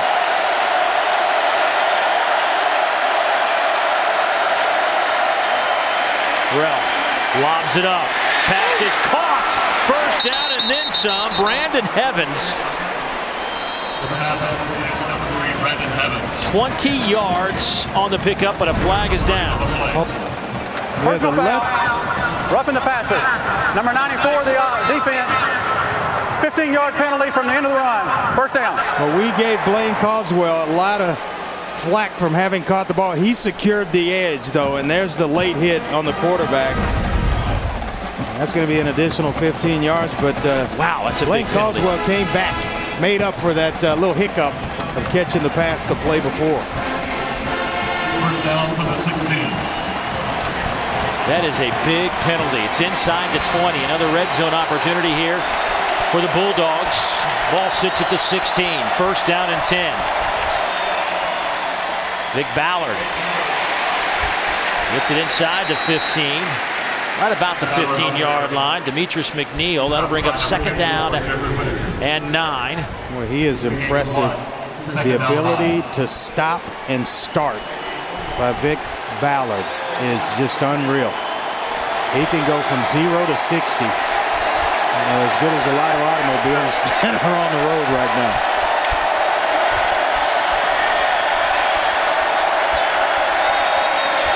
Perkins. Looked like there might have been a fumble. I saw a beanbag come in there. Loss of 2.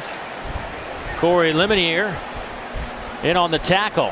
There was a beanbag. Matt Moore saw it from his referee position. Well, Auburn knows that Mississippi State wants to run the football, especially down here in the red zone. They are packing bodies inside that box. 7, 8 guys in the box. 10th play of the drive. There goes Perkins in motion. Ralph.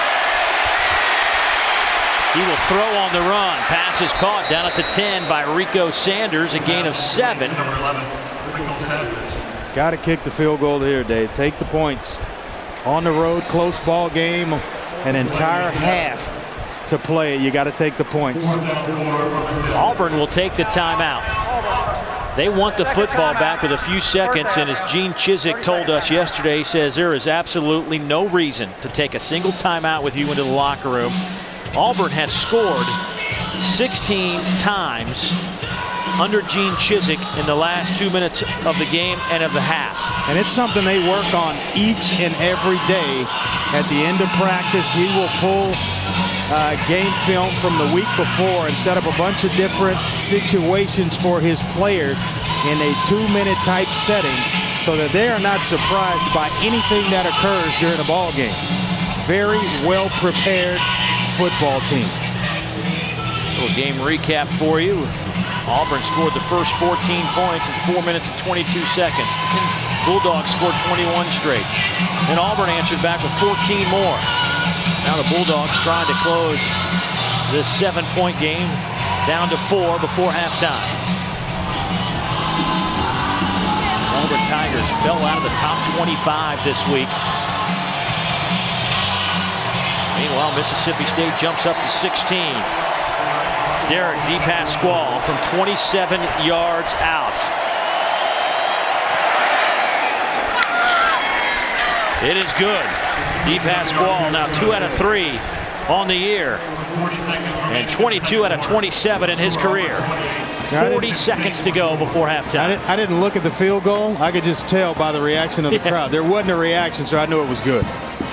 This crowd is very in tuned in what's going on the field with their Auburn Tigers. Good football game. Auburn, by the way, the first team to win a national championship, and after week 1 of the following season, fall out of the AP poll.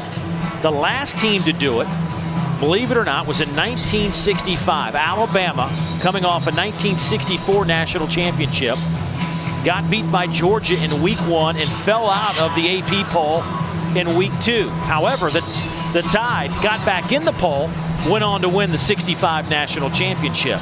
Now, there is one caveat to that story. The AP only ranked 10 teams back then. Gene Chizik would love to get back in the race. Yeah, absolutely, would love to get back in the mix. Jump back in, win a second national championship, back-to-back titles.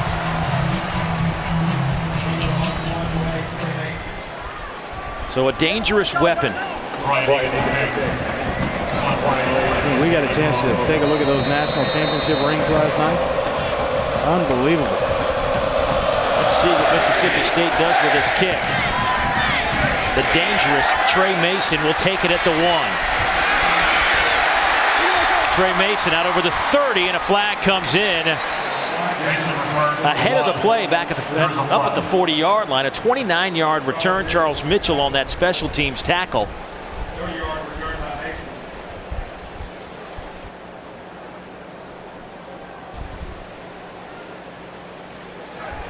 Holding. Number 58 of the return team. 10-yard penalty from the end of the run. First down.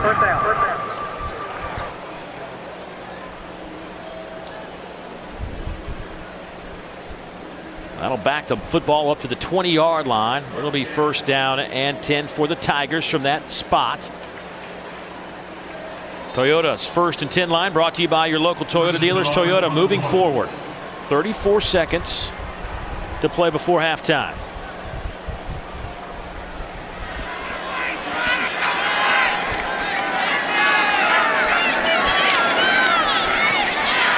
McCaleb trying to get out of bounds. Does he do so? Timeout taken by Auburn quickly. Yeah. McCaleb tried to get to the sideline, just couldn't get there. Just stumbled and was not able to get himself out of bounds. That is their last timeout of the first half. You know, if I sound a little more energized today, it's because I was well rested last night after that fantastic dinner we had at Jay Jacobs' house, the AD, and Miss Eloise. Man, I look forward to coming to Auburn because I know there's going to be a meal there that is fabulous that she puts on for us, and it is unbelievable. So thanks to the Auburn family, Miss Eloise, and a fine meal that we enjoyed last night.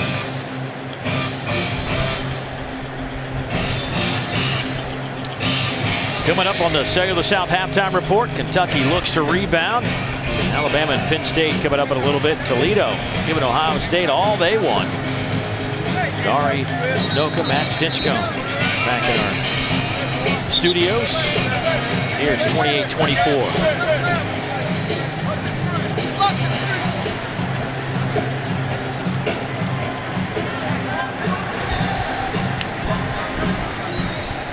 So does Auburn just run it out here?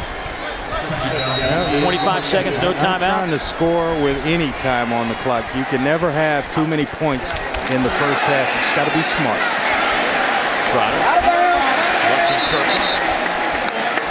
He steps out of bounds. That's a first down at the 38. 20 seconds left. So these are the things that Gene Chizik talked us about. These are the scenarios they work every single day. You see Philip Lutzenberg in there. Didn't waste any time. Get out of bounds and save the clock. Little shoulder fake down the seam. Big hit. Blake holds on. And a flag comes in late at the 40. Nico Whitley, the free safety out of Jackson, Mississippi, lays the hammer on Blake. A gain of 21.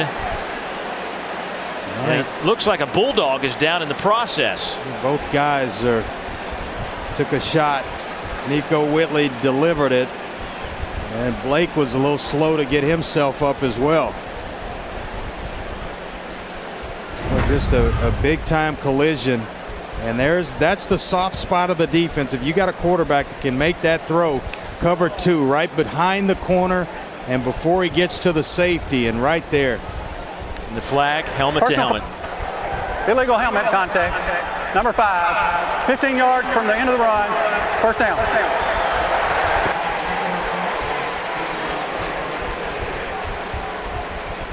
Whitley looks like he may have knocked himself out.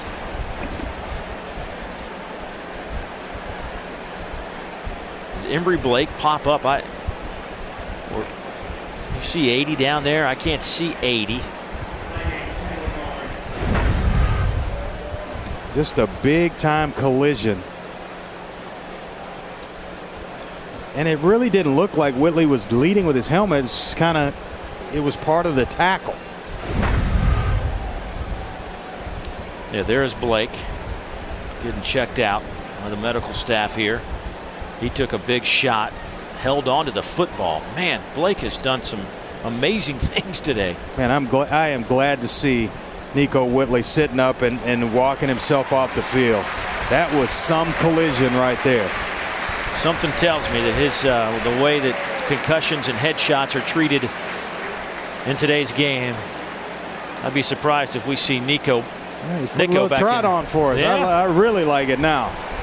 How about Blake? 5 catches, 102 yards in the first half. He took that shot. Yeah, taking shots, holding onto the ball, and now you're just about in field goal range. Down to the 25-yard line with 15 seconds left. How many plays? 2, 3? At least 2 plays. No timeouts remaining. You know, he painted this whole scenario for us. He'll sit in the meeting rooms with players, and we'll get the timeout. Mississippi State. Timeout. Mississippi State. That is their second timeout in the first half. We talked to Gene Chizik about this very thing, and he may turn the film off real quick, ask a guy, hey, spit out a name, and ask him 15 seconds left, how many plays can we run? And they've got to have that answer right away. That's how he coaches over and over, just a bunch of drills, and he takes it right into the film room. Then when you get in the game, you're not surprised. You just react as a football player. You're seeing right now coaching at its best. Time on the clock, how to handle it, no timeouts, and they're moving the football right down the field to get themselves in field goal range. The coach from Mississippi State challenges the last play on the field, which was a catch. Previous play is under further review. You know, Dave, we left that meeting yesterday with Coach Chizik, and I thought nobody is going to outcoach the guy. His teams are going to be prepared for whatever situation comes up. Look at the replay here. This catch by Emory Blake along the sideline. Just 1 foot in college football. There it is. It's down. It's a catch. Unless the ball comes out and that angle we don't see it. There's the catch. He holds on to the football. Oh, that's a catch. I think it's a catch. He kind of hangs on to it right around his hip. But Nico Whitley did everything he could to separate receiver from football. Nice to see him back up and on his feet as well with his helmet on. Dude, when you don't have the helmet, that's a done day because they'll take it from you. They know players will pop it right back on, click the chin strap on, and go back in the game.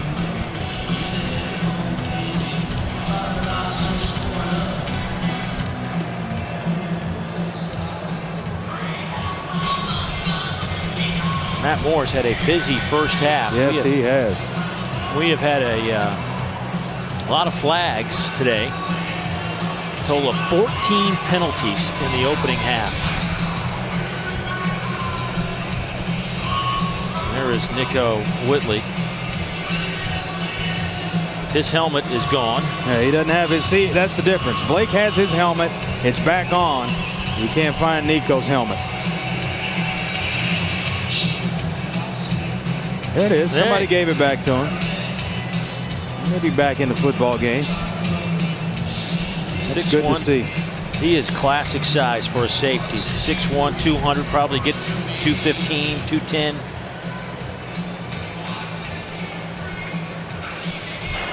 After further review, the ruling on the field stands. Mississippi State is charged with a timeout.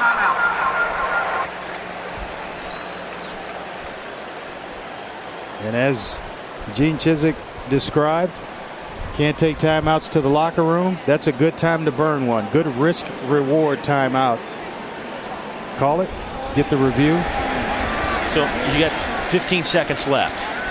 Quick hitter, then a field goal, or you try to jam 2 plays before you go to the perimeter where you get a guy out of bounds, because you can't have a catch and run inside the numbers here.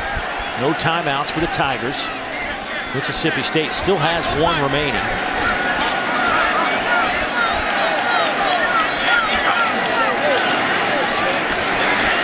To the end zone. D'Angelo Benton, the intended target, incomplete. Well, smart throw by Barrett Trotter. You're going to throw it where either your receiver catches it or it's out of bounds and away from the defense, and they're going to elect now with 10 seconds on the clock to go ahead and kick the field goal. I thought maybe there was enough time for another shot.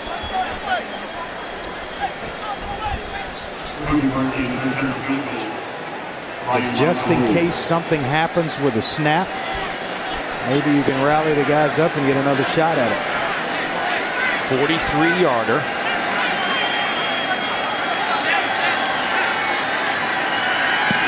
Parkey's kick is on the way. It's good. Yeah, he's feeling good about it. Once again, the Auburn Tigers under Gene Chizik score in the final minute of a half. It has become a trend with this Auburn football team, and you said it over and over again, is you just can never have enough points in the first half. So Parkey's first field goal of 2011 is a good one from 43 yards out. But it all started a couple hours ago. Dyer, 35 yards. Auburn led 7-0. Then off the helmet of an Auburn defender to Charvin Bell, and then it's picked up by Demetrius McNeil. It's 14-0 Tigers. Then it's Ladarius Perkins. 40 yards out, touchdown Bulldogs. They cut the lead to 7. Then Chris Ralph, nice strike in the end zone. That one goes to Brandon Evans in the second quarter. Trotter is picked off, taking the distance, Jonathan Banks. Then Trotter comes back, Emory Blake over the middle. He will take it to the end zone. From 2 yards out, it's Michael Dyer, his second rushing touchdown of the afternoon. Don't look for this kickoff to go the length of the field unless he's putting it out of the back of the end zone. The last touches to the scoring drives, a couple of field goals by each team. How about 55 points in the opening half of this one? And we thought it was going to be one where you stand in the middle of the field and just throw punches at each other. Well, they're doing it just in a little bit of a different way.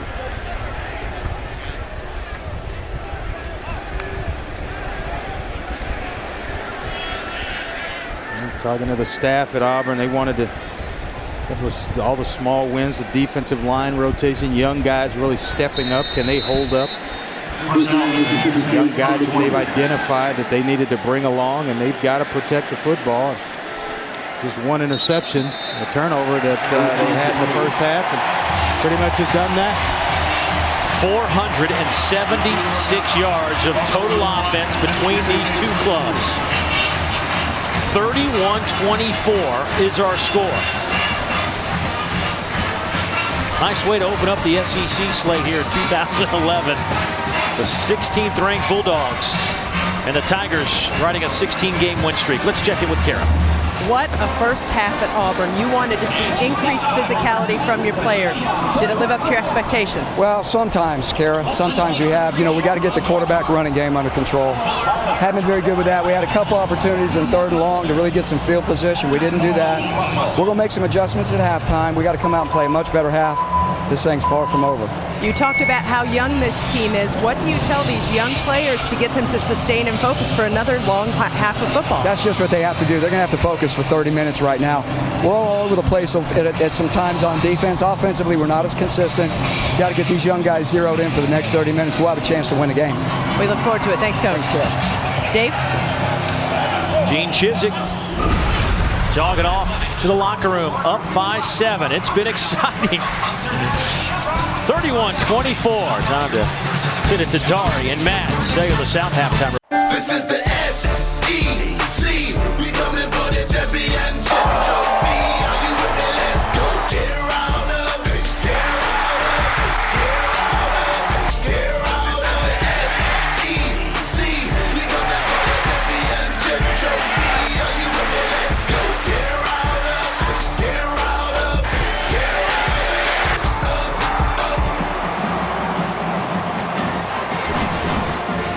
It has been a very physical football game. We've seen a lot of fireworks. 31-24, getting set for 3rd quarter football. Dave Neal, Andre Ware, glad to be with us. And well, we have a total of 55 points. We had 17 penalties, or 14 penalties, 17 drives, 476 yards of offense. We've seen just about everything in this first half, Andre. But both these quarterbacks, as we take a look at our Gulf Shores and Orange Beach playbook, both got the job done in different ways. Well, they really did. When you look at it, we'll start with Barrett Trotter. How do you beat zone coverage? There are windows in the zone. They run a switch route, bringing Emory Blake inside, and then the tight end down the sideline to draw coverage out wide. Window number 1 right there in front of that defender. It's not there. Trotter waits it out, throws it into window number 2, and then Emory Blake's going to do the rest with his legs. Yards after the catch. You love receivers like this if you're a quarterback. Flip it over to the other side, and Chris Relf, man coverage, outside wide, second man coverage inside on the slot. They run a little smash route. Outside receiver's going to hook up, clearing the way. You see the man there to the corner for the inside slot, and it's a big window for Chris Relf to throw into. Even against man coverage, he wins with the throw. 2 different ways of getting it done, Dave, but both effective against different coverages. All told, Chris Relf, 11 of 18, 101 yards and a touchdown. Barrett Trotter, 10 out of 14, a buck 15 and a touchdown. He did have an interception. Relf also with an interception. The Tigers will get the football here to start the second half. Trey Mason with his hands on it near the 10. Trey Mason to the 30. Here goes Mason to midfield. He is electrifying. Dangerous. Wade Bonner finally drags him down, but another lengthy return. This one goes 41 yards. Boy, right here, some guys have a nose for this, as we mentioned earlier. Sets the blocks, and then there comes the speed. Then it's just all athletic ability, able to lead guys and continue up the field. Well, what a dynamic player Trey Mason's going to be for Auburn for a long time. Just a true freshman. Out of Lake Worth, Florida. Good field position for the Tigers to start this drive. Kyle Frazier in the game to open up the 3rd quarter, the true freshman quarterback out of Springdale, Arkansas. He'll hand it off to McCaleb. McCaleb first down at the 37-yard line, a gain of 13. Here's our first half stats brought to you by Crystal, nothing like it. Andre, what sticks out Well, I'll tell you, I think it's Auburn's ability to run the football. That's where they came up short. Only 78 yards last week against Utah State. A little over 100 here to early in this one. Here's Dyer, first down to the 20-yard line. That's a gain of 17. Once again, Bonner from the safety spot has to force him out of bounds.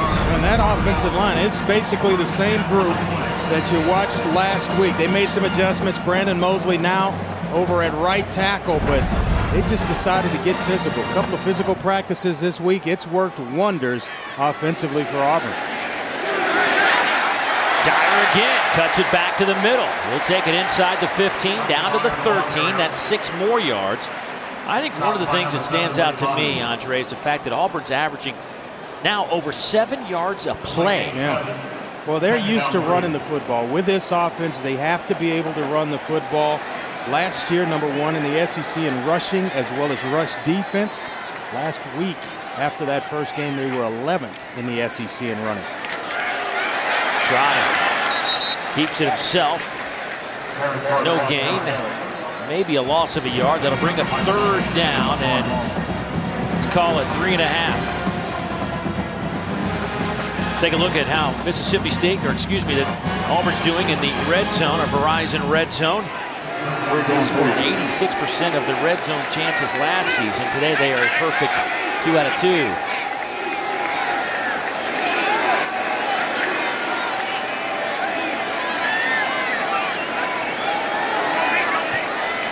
Play clock down to 8.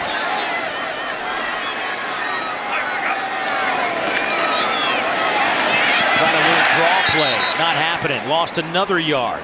Wraparound draw play, and Matthew Wells, the redshirt freshman, very athletic player. Mentioned earlier that he moved from the secondary to outside linebacker so they could get more speed on the field. He wasn't fooled because it looks like the quarterback, it's designed to make the quarterback look like he's going outside and rolling, and then he slips the ball back inside to the ball carrier. Some guys don't see it, but well played on the part of Matthew Wells.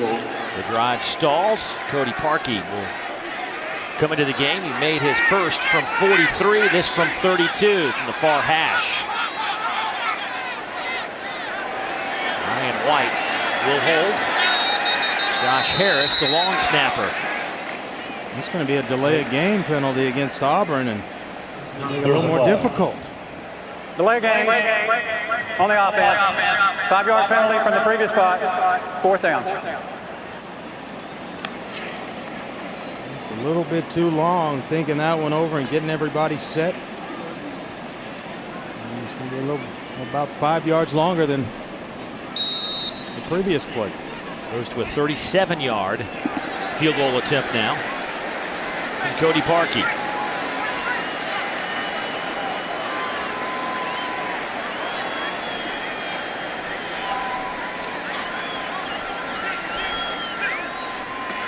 Snap is good, the hold is good, and the kick is even better. Parkey, 2 for 2 today.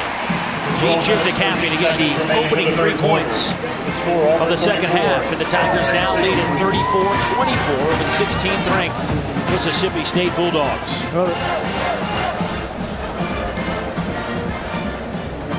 Let's go down to Kara, who caught up with Coach Mullen coming out of the locker room before halftime. Kara. Dan Mullen is always intense, but I've never seen him this frustrated. He told his players that was as bad a half of football as he's seen in a long time. I asked him what was bad. Special teams, bad. Tackling, bad. Play calling, bad. You name it, it was bad. The message, he was very disappointed in them. Not a good start for the Bulldogs for the second half. They had 4 obvious missed tackles in that first half. They had 29 missed tackles against Memphis in week 1. I thought just maybe the penalties as well to start the game that really put them in the hole. Even to start the drive when they had the football, it backed them up well inside the red zone. A long way to go, and then gave Auburn a short field when they punted the football. If he said it once, he said it 15 times. When we asked him about, do you talk about championships with your team? He says, we talk about having championship efforts at practice and classroom and everything you do. That leads to championships. And I think he's referring to the fact that they didn't get a championship effort in the first half. Not in the first half, so he's looking to get himself off to a little bit better start here in the second half. But gave up 3 points right out of the locker room to Auburn, and credit Auburn. They went in and a nice field position. Changing the field position by Trey Mason. He cashed in on points. This kick is another boomer that nearly hit the upright. Perkins will catch it, but that'll come out to the 20-yard line. Cody Parkey has got some leg. He had 4 touchbacks and 6 kickoffs last week, and he's had a couple here today. Another thing, Dave, I've been impressed with, that defensive line. There's a young group, all sophomore starters up front on the defensive line for Auburn, and they have been solid. Gave up a few plays, but not many between the tackles. 4-man front for Auburn. Out of the shotgun, Ralph on 1st and 10, throws near side. That's off the fingertips of Chad Bumpus, the junior receiver out of Tupelo, Mississippi. He's been a playmaker since his freshman year and suffered a broken collarbone in the Egg Bowl, which kept him out of the Gator Bowl, that Mississippi State game at the end of the year, and wasn't able to play in the bowl game last year. Has bounced back and is ready to go. Try it again. Same play. Hey, well, those 2 well-thrown footballs there. A little bubble on the outside by Chad Bumpus, and you lead him about a yard in front. About as well thrown as you can throw it by Chris Ralph. Right here, just give it to him. Just get up the field and catch the ball. 3rd and 10.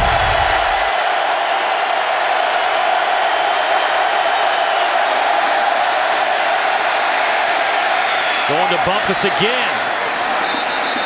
Pass is caught at the 42-yard line. Well, you got to like that. Guy puts 2 on the ground. You stay with him. The confidence, you know, over and over in practice, he's made plays for you in game situations, critical times. Right there on the money from Chris Ralph. First catch of the game, second catch of the season for Chad. After a 22-yard pickup, they'll work Chad to the other side. Chad Bumpus steps out of bounds. Let's see, at the 49 of Auburn. That's a yard shy of the first down. 2nd and 1. Ryan White pushes him out. Maybe he's a little bit better catching that particular pass, going left than right. Good situation here for Mississippi State. 2nd down and short. Ralph to throw. Wide open. Brandon Evans, 1st down at the 36-yard line. A gain of 11 to Sharvin Bell with the tackle. Boy, Chris Ralph has really turned himself into a fantastic quarterback. On time with the football, never rattled, and that baby spins now. You see the revolutions on the football when it comes off his hand. Big hole for Ralph. Down to the 22-yard line. 1st down, Bulldogs, 17 more yards. Well, get you thinking about passing it or throwing the football, then I'll just tuck it under and run. Nice block up front led by Gabe Jackson. You had Vic Ballard in there throwing a block or 2. And Mississippi State on the move. 16 rushes, 86 yards for big Chris Ralph. 1st down and 10.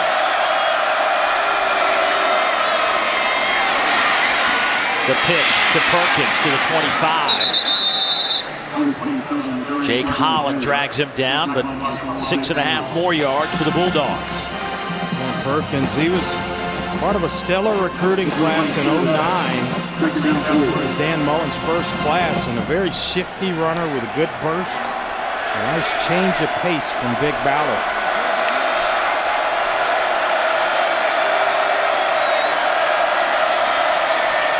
Ralph hit and dropped. Craig Sanders, the first one there. Loss of 3. He is about as well played as you could play it. He had the underneath handoff. there, secured as well to Ladarius Perkins, and then he comes off Perkins and is able to get his hands around Chris Relf. A nice job by Craig Sanders. Relf to throw. Nice catch, but shy of the first down on 3rd and 7. They get 3. They needed 4. Chris Relf now 14 of 24, 147 yards, a touchdown, and an interception, 17 carries for 83 yards on the ground. Just a nice all-around performance from the senior quarterback at Mississippi State. 32-yard field goal from the far hash. Derek DePasquale.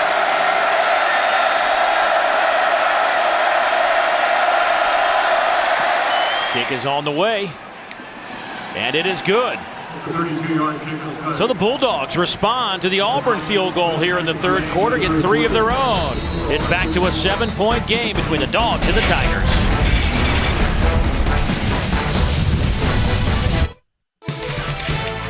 Today's SEC Network game is brought to you by Gulf Shores and Orange Beach, where SEC families come to play.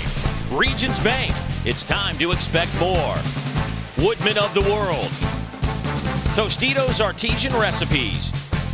And by Polaris. See the hardest working, smoothest riding off-road vehicle now at your local dealer. A gorgeous day here on the loveliest village on the plains. Auburn, Alabama. It has been a shootout here in the SEC West opener.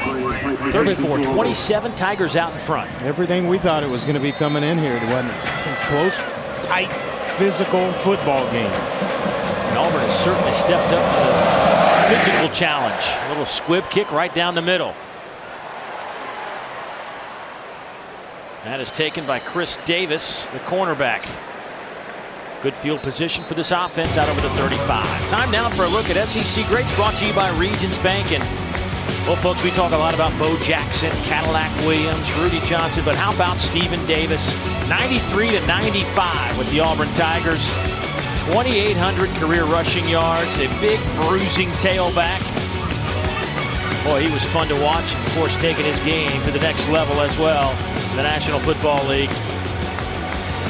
Sometimes you forget about guys like Stephen Davis when you have Cam Newton and Bo Jackson to talk about. And Ontario McCallum, or excuse me, Trey Mason with the carry, his first carry today. 15 yards on that rush by Mason.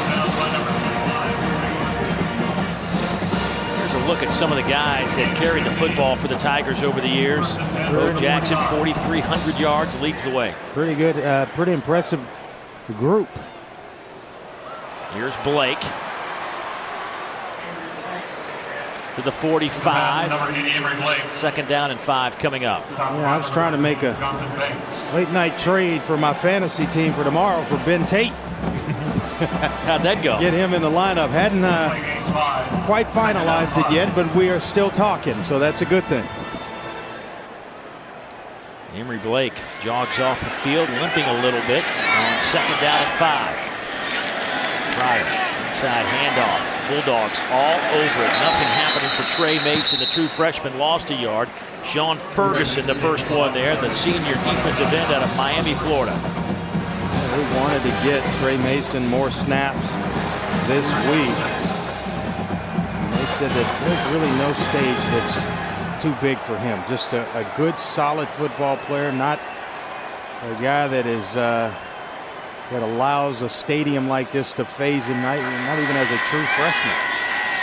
Just plays.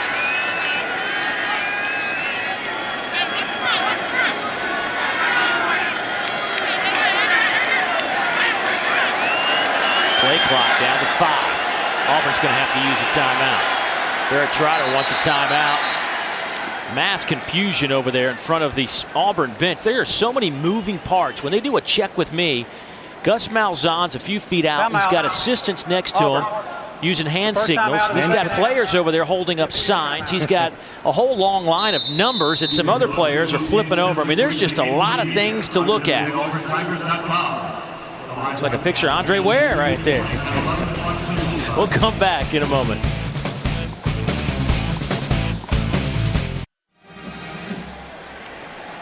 Good look at Jordan-Hare Stadium. Packed to the rafters. Third down coming up for the Auburn Tiger offense. 3rd and 5. Third down, 6, number 45.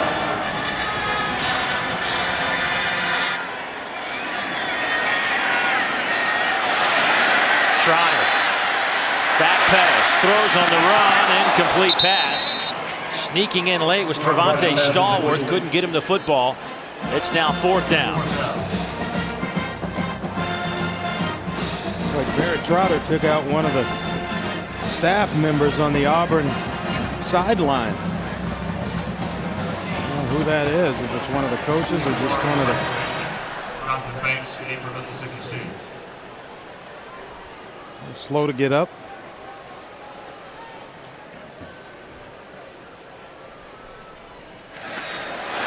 Stephen Clark hits at the 20 and will settle out of bounds at the 17-yard line. The kick goes out of bounds. A couple of injuries in the first half, but a real big one to James Carman of Mississippi State. For an update, let's go to Kara. That's right, Dave. Fans will recall that James Carman was carted off, left knee injury. They're going to reevaluate it with more tests tomorrow, but he will not return for this game. He's actually in a brace on crutches down here on the sidelines. Thanks, Karen. That means that Blaine Clausell, the freshman out of Mobile, Alabama, the redshirt freshman, getting some work today. He wears number 75. Here's Ralph. He'll keep it and come out of the traffic with it. And he'll pick up 7, maybe 8 yards when it's all said and done. Nico Thorpe with his 7th stop. Want something positive on first down? Go to Chris Ralph and he goes behind Blaine Clausell, a redshirt freshman who checked himself in and able to pave get him some running room along that left side. 2nd down and 2. Comes to the near side. Lewis. Close to the first down. I think he will have it. That'll be a 3-yard pickup. Jake Holland, the middle backer, with a tackle for the Auburn Tigers. Well, how do you respond when you're down like this on the road? To reach deep. Can't panic. Plenty of time in this football game.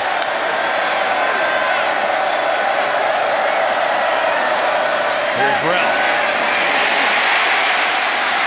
Nice touch pass to Vic Ballard for the first down at the 41-yard line.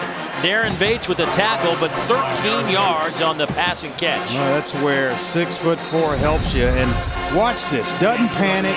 The initial read, it's not there. So he sets his feet, comes to number 2, and then right there, up on the toes, and a nice little touch pass to Vic Ballard. That's executing inside the pocket. That's a quarterback that certainly feels comfortable in the pocket as well. First down and 10. Hand off to Ballard. And right into that front 4. Igwe with the tackle for Auburn, a gain of 3.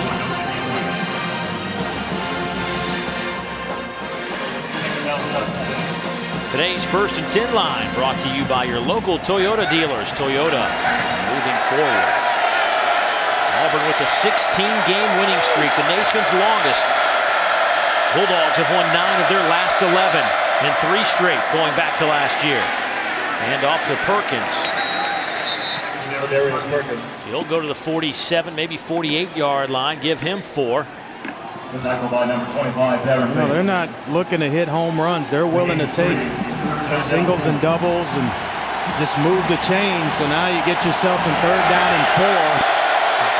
And it's a very manageable situation offensively for Les Keening and this offensive group from Mississippi State.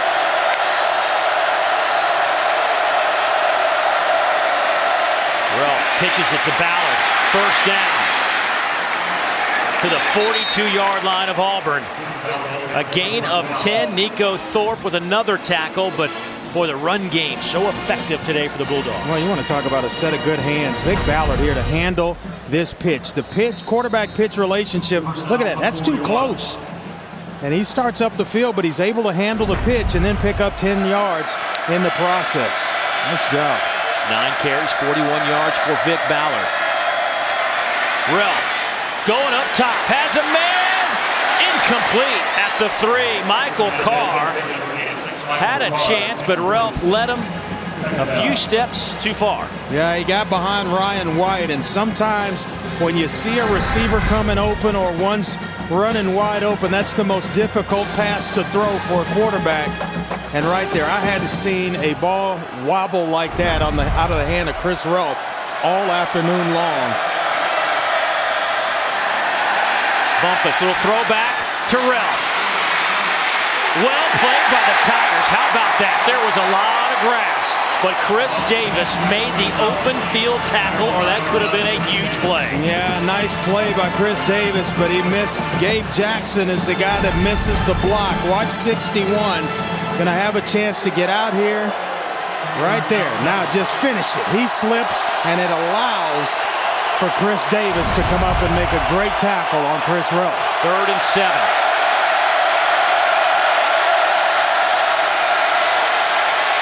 Ralph down the middle. Batted in the air. Almost caught, then almost intercepted. Brandon Evans falling down. Could not hold on to the football. It's 4th down. Chris Ralph waits about as long as he can, trying to get Brandon Evans to the corner, and he gets tangled up in there with Tasharvin Bell. And now, bend but don't break by the Auburn defense. It's going to change the field position, though, in the favor of Mississippi State. Baker Swedenberg. Little hit at the 5 and bounce to the 7-yard line. So nice job by Baker. 31-yard punt. Auburn backed up inside the 10. It's a good one here in Auburn, Alabama.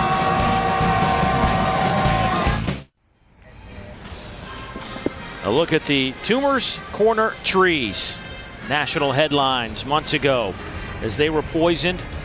They are hanging on. They were worried that maybe rolling the trees with the toilet paper after a big Auburn win might hurt the trees, but those who are taking care of the trees, trying to keep them alive as long as possible, say that by doing so, you're not going to hurt them any worse than they've already been hurt. So perhaps today, if Auburn can hold on, those trees will have some white tissue. Fighting to hold on are the Auburn Tigers right now. Backed up inside the 10. Big play. Michael Dyer to the 40. Midfield. It's a foot race, and he's caught from behind at the 40-yard line by Charles Mitchell. A 52-yard pickup for the Auburn Tigers, and just like that, they are in striking distance. Well, if you're going to run outside the tackle box, you got to have some pretty good blocks to get it done. A nice block on the outside to seal things up, and Jared Cooper as well pulling around there, leading Michael Dyer. 145 yards now for Dyer. Actually, you can make that 142 as he just lost 3. Fletcher Cox, the junior leader of that defensive line, steps through a seam and makes the tackle. And that play before, Jay Wisner as well, reserve wide receiver, coming down inside, sealing things up, and then Dyer turns the corner. I've been impressed with his speed. Getting to the edge, he's known as a guy between the tackles, but he gets the edge, and it's see you later. Shovel pass. McCaleb gets a block. A play that could have lost 5 or 6. Gains maybe 5 at the end of the day. Damian Anderson forces McCaleb out of bounds. But this is Gus Malzahn telling us that we're going to run the football no matter what. I don't care how painful it is. We're going to get it done. Well, it's nice to know you got guys like McCaleb and Dyer, a 1-2 combo, and now you've got a little changeup you can throw in there with Mason. Well, the difference is the play of the 5 guys up front this week from last week. Offensive line doing a heck of a job. Trotter pump fakes, will run, and he needed to get to the 30. They will spot it at the 31. Brandon Wilson makes the tackle. That's a gain of 8. So now you got 4th and 1. What do you do, Andre? This situation's already taken care of. You leave the offense out there, and they're going to go for it here. Offensive line, this is where you inject even more confidence in that young group With Michael Dyer in there, they're bringing in Ladarius Phillips. Big old load at 6 foot, 290 pounds. Fullback type. And Dyer will line up in the Wildcat formation. He'll get the snap straight ahead. Big collision right at the 30. It's going to be close. Is it a left foot spot or a right foot spot? I don't know. I think they got a pretty generous spot, to be quite honest. It was a collision and turned Michael Dyer completely around.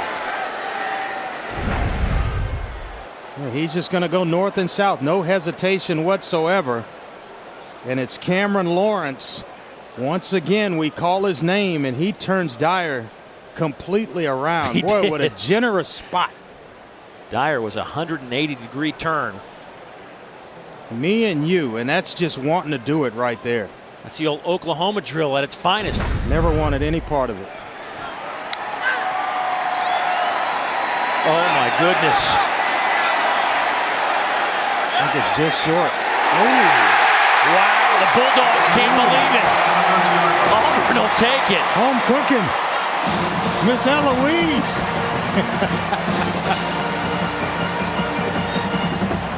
Wow. Now, you can look at the spot of this play if you want. And even challenge it, and that's why they've hurried to the line of scrimmage trying to get a playoff. They'll get the quick snap. Trotter with a handoff. Trey Mason hit by Cameron Lawrence. Second down and 10. Man, oh man. Cameron Lawrence is a football playing Johnny. He's made a nice transition from outside linebacker to safety. There's a look at some of the toys they use offensively here under Gus Malzahn to signal in plays.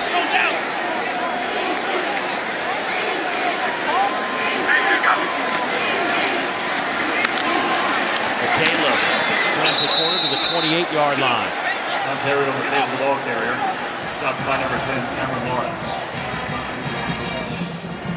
You know, I think this would confuse me. All that stuff there going on. Just give me some wristbands and point to one, the left wrist or the right wrist, and give me a number, and we can go from there. I can get in the huddle or at the line of scrimmage and call the play. That would get a little confusing for me.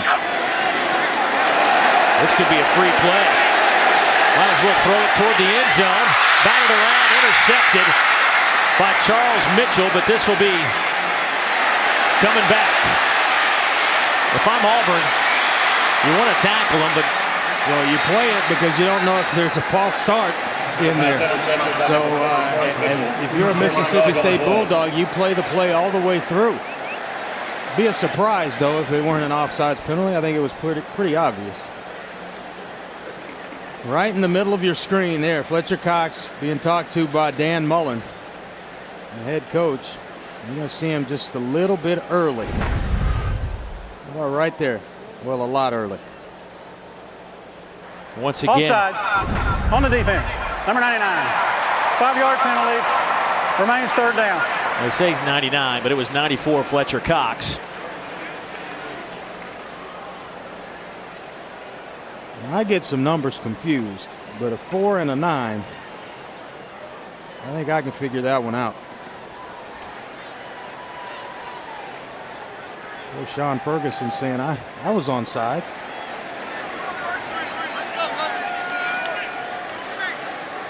So 3 seconds to go here in the third quarter. Third down, 3, number 44. Talk about a young football team in Auburn. A lot of 5-star recruits there. Third quarter. The score, Auburn 34. So Auburn will start the fourth quarter with the football, third down and 3. They lead the 16th ranked team in the country by a touchdown. SEC football, folks, doesn't get much better than this. The final 15 should be fun.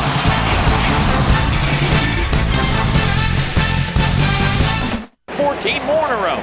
All told, 34-27. You see Chris Ralph's numbers. Throwing and rushing. Michael Dyer with a big day, 142 yards on the ground. Coaches probably don't like this kind of game, but certainly it's been fun. Yeah, close one. It's been fun for us, certainly. I don't know if they would agree. Stressful on both sidelines, but right now Mississippi State faced with a 3rd down and short. Quick snap. McCaleb makes the catch, first down inside the 15-yard line. A gain of 10. Damian Anderson with the tackle. That's a nice job with Barrett Trotter with a play fake and just getting the ball to McCaleb on the run where he can turn up the field. 1st and 10. Dyer. Where Dyer might have had a chance if he cuts that back inside. Picks up 3. Lawrence and Banks converge on the tackle. Trying to hold to a field goal here are the Bulldogs, and would count it as a small win on this drive. Just giving up 3 points. They do not want to give up the big ones. Andre, 10 plays in this drive. This is what Gus Malzahn wanted, some first downs. Eat up the clock. Keep Mississippi State's offense off the field. Lutzenkirchen. Did he get in? Yes, he did! Touchdown, Tigers!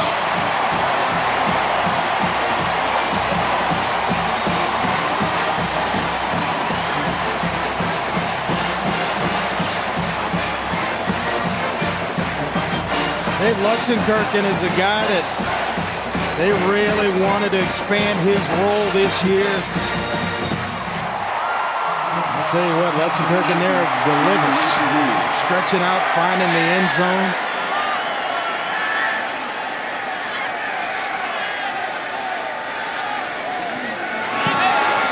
Parkey splits the uprights.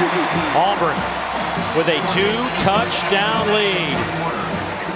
The junior tight end out of Marietta, Georgia, now with 9 career touchdown receptions.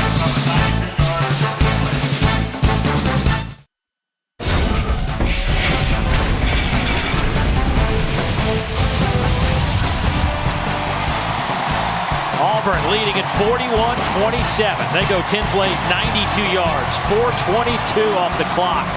Take a 2-touchdown lead. Time for our Cellular South Conference call. Look at the early standings. Kentucky looks like they're about to even up their record. They're holding on against Central Michigan. Of course, Alabama and Penn State coming up in just a little bit. Georgia and South Carolina later on. Yeah, that's a big game. Between the hedges for Georgia, South Carolina coming to town, and a tall order for the Bulldogs.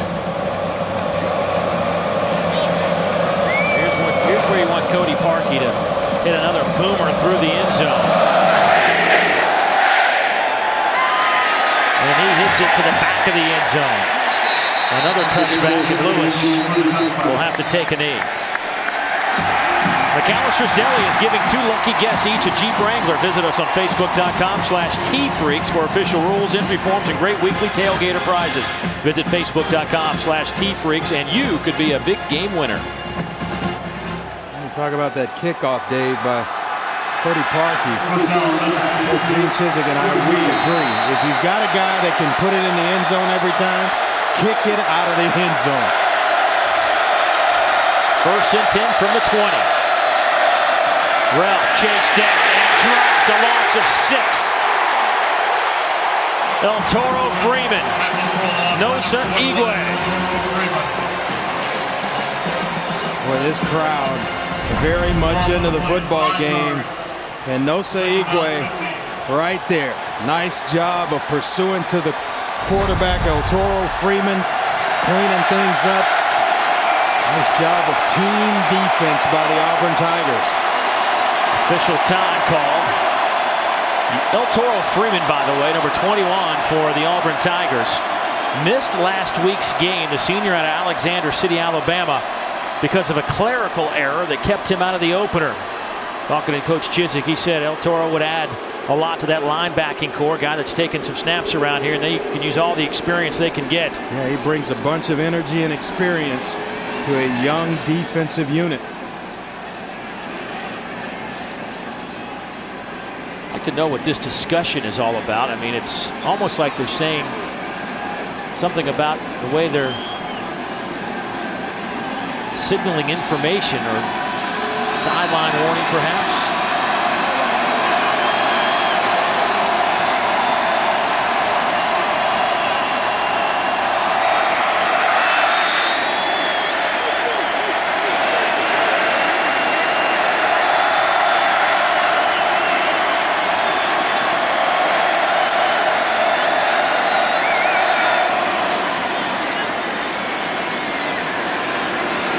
Couldn't ask for a better afternoon to play a football game. Mississippi State has alerted the officiating crew that their headsets are out. So that means that Auburn has to take their headsets off as well. Well, you go to the hand signals to get plays in, or you get a receiver, two receivers ready to run plays in and out. Really slows things down when you want to go hurry up offense. This is where it helps with Dan Mullen, so familiar with the offense. He's called plays his entire career. Yeah. And now another stoppage of play. Gene Chizik out to the 20-yard line.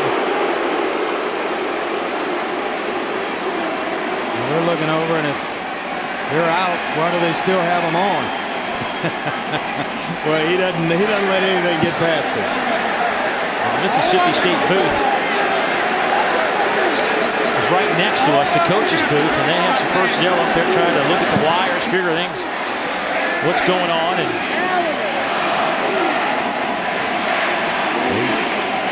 people running around trying. Don't want to be that guy running around trying to make sure the cables are working. Hey, it's the age of technology. Just pull out a cell phone. Well, here we go. Crowd still in it. Second down and 15. Cuts it back over the 20, out to the 31-yard line. A huge run, give him 16, and a first down for the Bulldogs. Chris Davis with the tackle. Another big shot by Chris Davis, Auburn's best cover man in that secondary. Ballard again. Give him 7 on this carry.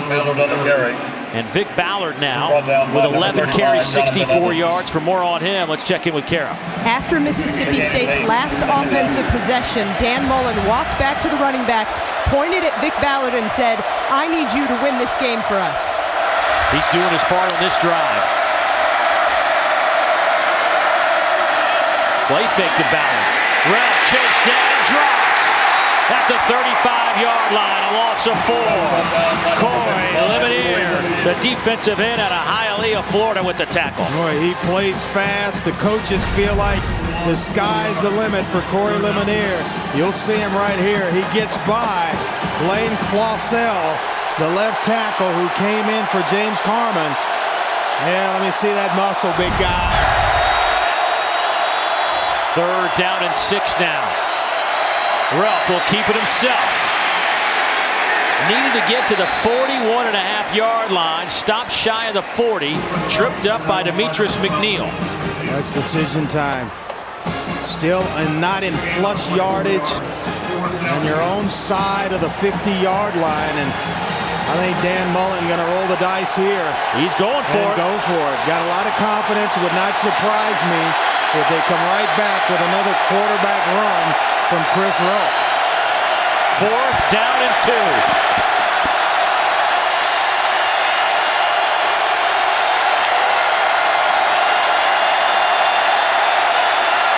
Ralph got it. His 6'4", 245-pound frame off the left side for 6 yards. Freeman hanging on to make the tackle. Yeah, all he's got to do is fall forward. He's got about 3 yards. He gets to the line of scrimmage, and there, just a nice power run by the quarterback. Gets nice push up front by the offensive line, and the drive will continue for the Bulldogs. 11:20 to go in the contest. Bulldogs down 2 touchdowns. Ralph dropped again. He falls forward to the line of scrimmage. D. Ford.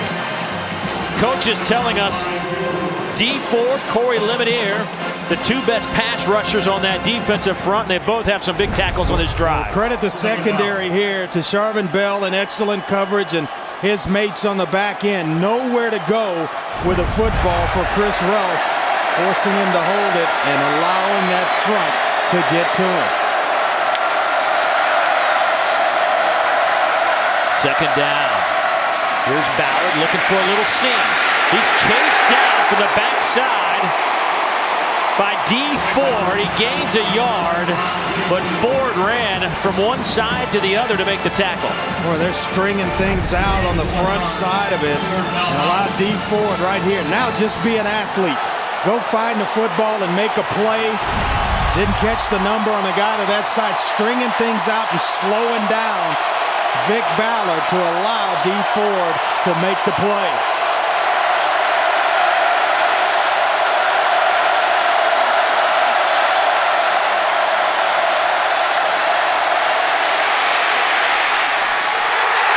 Nearly intercepted. Chris Davis had a read on it. It'll be 4th down and 9. Yeah, well, he was described to us by Ted Root, the defensive coordinator for Auburn, as their best cover man. We see why. Last year, he was the team's nickelback, where you slide inside and play the slot receivers. Look at that closing speed. Just about ran the route with the receiver. Auburn played 13 true freshmen last week against Utah State, second most in the country. They played a total of 26 players on defense, unheard of. Trying to find out what kind of football team they have. Auburn. That is their second timeout of the second half. With 9 minutes here, you got a chance, if you punt the football, Dave, to change field position. Tell you what, let's take a break. Dan Mullen talks it over with his troops. Back in a moment.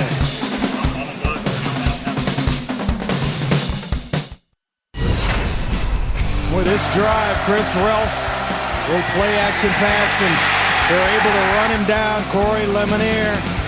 Then more pressure coming from the backside. It's D. Ford, and then the pass break up by Chris Davis. Plays coming from just about everywhere, Dave. They're just making plays all over the field. A young but talented group on defense for Auburn. Poland getting tired on the road at Jordan Hare. They need to pick up 9 here. 4th down and 9. I agree with this call, by the way. Punt the football, change the field position, and hey, pull your defense together and say, look, we need you to make a play for us.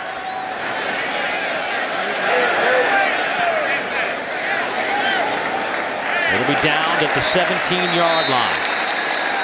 So now the Bulldogs defense needs to get their act together and slow down Auburn's offense.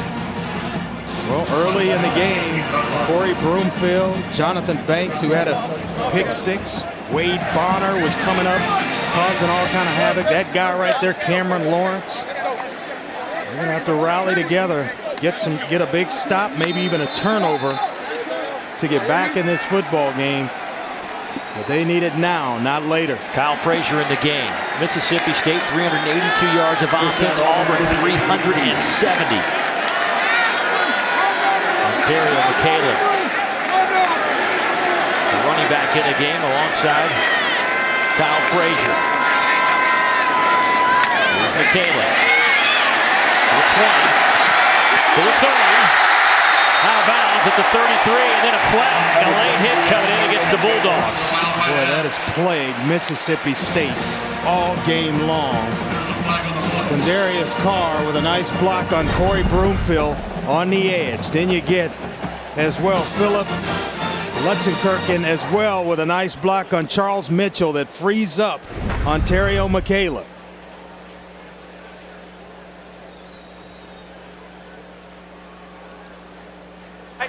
After the play, dead ball, personal foul, late hit, number 6 to the defense, 15 yards from the end of the run, 1st down. Killer. 15 more yards on top of a 15-yard run.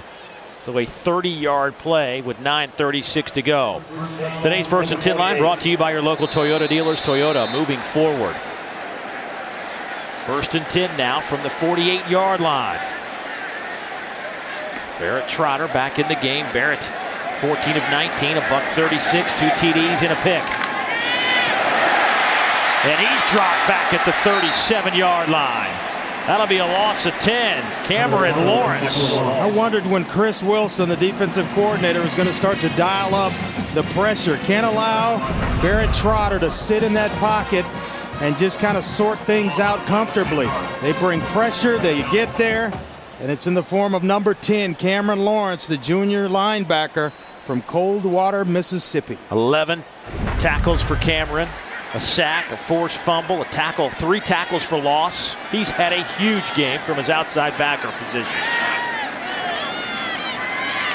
Trotter all day to throw over the middle, pass caught and dropped. Jay Wisner had his hands on it, couldn't hold on. It would have been shy of the first down by a couple of yards. Well, Wisner had a nice block on the long run by Michael Dyer, and going to get rewarded here. Got himself open, zone coverage, and right there trying to close from inside out or outside in was Nico Whitley, the safety. 3rd down and 20. More importantly, the clock stopped, Dave, with that incompletion.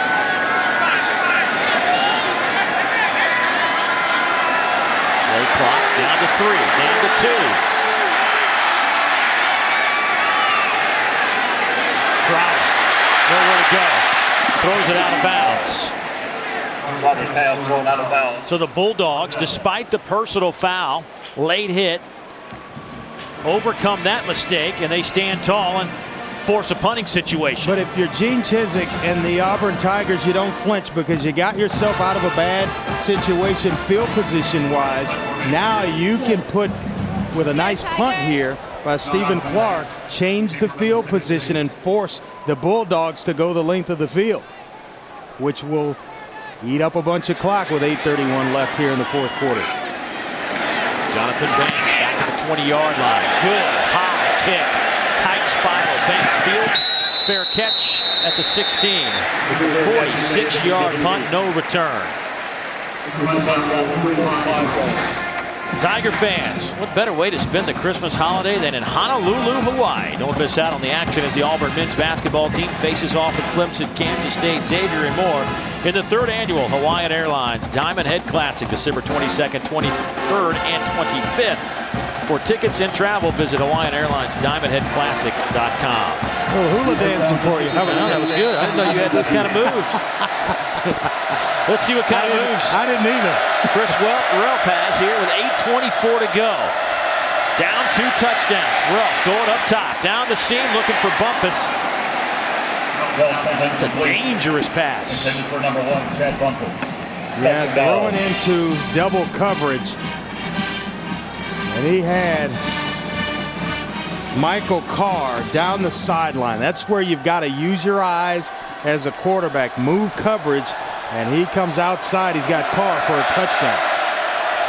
Relf 17 of 30, 163 through the air. You can add to that total here to the 20-yard line.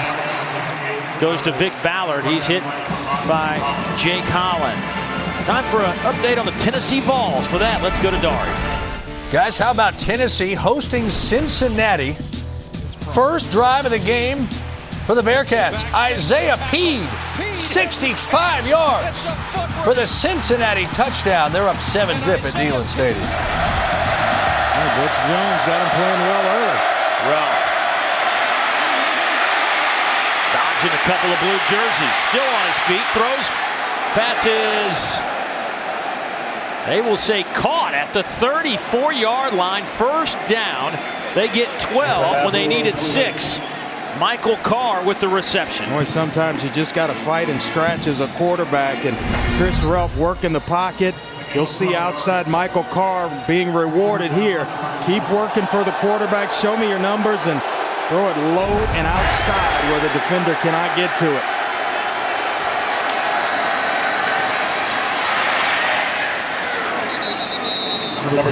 Gain of about 4 for Ladarius Perkins. They're going to have to speed this thing up, getting down around 7 minutes. Quick snap. Perkins with another carry. Darren Bates with the tackle. Quentin Salisbury, their senior center, rolling around in agony. The carry was good for a first down. Salisbury, a real leader up front for that offensive line. And a versatile player that can play everywhere. He's played guard, now center, as you mentioned. Took over for a pretty good one as well. We'd like to recognize our friends at Allstate for their charitable contributions across the country. Since 2005, Allstate has donated more than $2.4 million through the Good Hands Field Goal Net program to benefit University General Scholarship Funds. Well, you hope Quentin Salisbury can get himself up and back into the game, because James Carman, I would guess that he's out of Thursday night's matchup with LSU, and you start to lose offensive linemen like that, it's going to make it tough, especially, Dave, on a short week. That is the second time an offensive lineman has been rolled up on in this game for Mississippi State. You mentioned Carman. He's in street clothes or in sweats over there on the sideline. Almost identical to the injury of James Carman. It's an important game, folks, for this Mississippi State team, because it's a short week. Thursday night on ESPN, LSU comes to Starkville. And you just kind of expect you're going to get one of two. You'd like to get 2 out of 2, obviously, but you certainly would like 1 out of 2 in that 2-game stretch right here. A lot of time in this one, though. 7:08. A lot could happen. They can score points now. They can put points on the board. Hopefully the big fella gets himself back in it. That's why I would always encourage offensive linemen, no matter what age or level of football, to wear those knee braces, or they save you in a lot of instances. So Salisbury will head over to that Mississippi State bench. Dan Mullen bringing in Dylan Day, the redshirt freshman out of West Monroe, Louisiana, will now be snapping the ball to Chris Ralph. First down and 10, 7:08 to play in the game.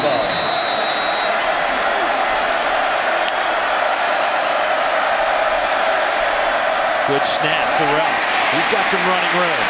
Ralph to midfield and push back. He'll get into Tiger territory at the 48, a gain of 7. Darren Bates with another tackle. How about this? Darren Bates now with 9 stops to lead the linebacking corps. Last week, Jonathan Evans had 14 total tackles to lead the team. He has 1 this afternoon. Here's Ralph. He's going to be close to a first down. He'll be real close. They may move the chains on this. See where they spot it. Actually, it's just shy of the 45. And it'll be 3rd down and a half a yard. Perkins cuts it back. He's got the first down at the 41. But the Bulldogs, with this run game, just eating up a lot of seconds off the clock. Yeah, and coming up short like that, really, it almost hurts, because the clock doesn't stop. At least with the first down, the clock's going to stop, chains move, then they wind the clock again once the ball's set. So here, really a sense of urgency, but you got to take care of first things first and get that first touchdown to get back in the game. Ralph, his 25th carry is an option play.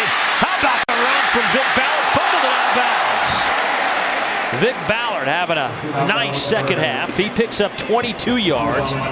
Give him 87 this afternoon. I don't know what Dan Mullen told him, but he heard it, and he has gone to work right here. Nice block out on the edge, and that's just pure athletic ability. Hold on to the football, but he takes a nice lick from Enrique Florence, coming in late. Clock is moving at 5:37. First down and 10 from the 22-yard line. It's been a methodical drive by the Bulldogs. Here's Ballard. Stunner steps. He's to the 10-yard line. It'll be 1st and goal, Bulldogs. Another 12-yard chunk of grass for Mr. Vic Ballard. Saving some time. They're at the football. Clock stopped. Chains are moving. Ballard again. He's inside the 5. He's down to the 3. Some pushing and shoving after the play. No flags. Gain of 7 for Ballard. Lucky that a flag was not thrown there. Sylvester Hempfield. Second and goal from the 3. Here's Ballard. He gets in. Touchdown, Bulldogs. Vic Ballard is a man. What a drive for the Bulldogs and Vic Ballard. He's put this team right on his back. Dan Mullen told him, look, I'm going to feed you. I need you to go win a football game for us. And what did the senior running back do? Put him right on his shoulders and said, hey, give me the rock. Just stand in somebody's way. Just get the rock in my hands. 83-yard drive. Plenty of time, my friend, with a full complement of timeouts. Vic Ballard, 16 carries, 109 yards. Chris Relf, 24 carries, 100 yards. It's another one coming down to the wire at Jordan-Hare Stadium. We're getting our money's worth today, partner.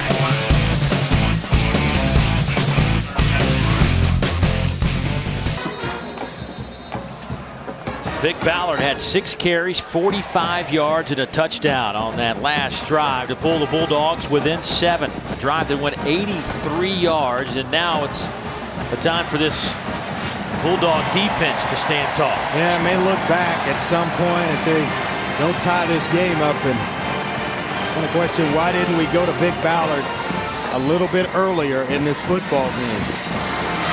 And rest him up a little taste and then go back to him later. But now with 16 carries, he's over 100 yards and he has the Bulldogs back in the football game. Here's Trey Mason. Trey out to the 33-yard line. 4:43 to play. 27-yard return. Time now for a look at our Haviland defensive shield. We've had a lot of offense in this game, but we've also seen some defense. Early on, McNeil with an interception return for a touchdown. Also, Banks had one for Mississippi State. Cameron Lawrence, the game high, 12 tackles for the Bulldogs. Also, 3 tackles for loss, a sack, and a forced fumble. Well, you'd like to think, if you're Chris Wilson, that you'll get a 3-and-out, or Dan Mullen, a 3-and-out, force a punt. And then you got all those timeouts to get yourself back in the football game. Michael Dyer to the 36-yard line. Lawrence with his 13th tackle. Let's get another Tennessee update. For that, let's go to Dari.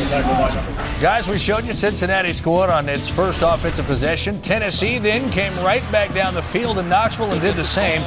Marlon Lane, short touchdown run. It's a 7-7 game. Tyler Bray, 4 for 4 on the drive. Thank you, Dari. Dyer, by the way, 150 yards on the ground for the Tigers. Caleb, 69 on 12 carries. They wanted to run the football. They've done just that. Trotter throws it wide side. Blake's trying to make a Bulldog miss. Can't do it. Picks up a couple of yards on the play. Corey Broomfield, good open field tackle on the elusive Emory Blake. Well, if you're trying to work the clock and you're Auburn, you're right on schedule. 3rd down and 3. With an opportunity to pick up a first down here, you've got a lot of playmakers or guys that have made plays. Blake there. Dyer still in the football game. You can go to him. Auburn with 1 timeout left. Mississippi State has all 3. I'm betting Dyer right here. He's been your workhorse.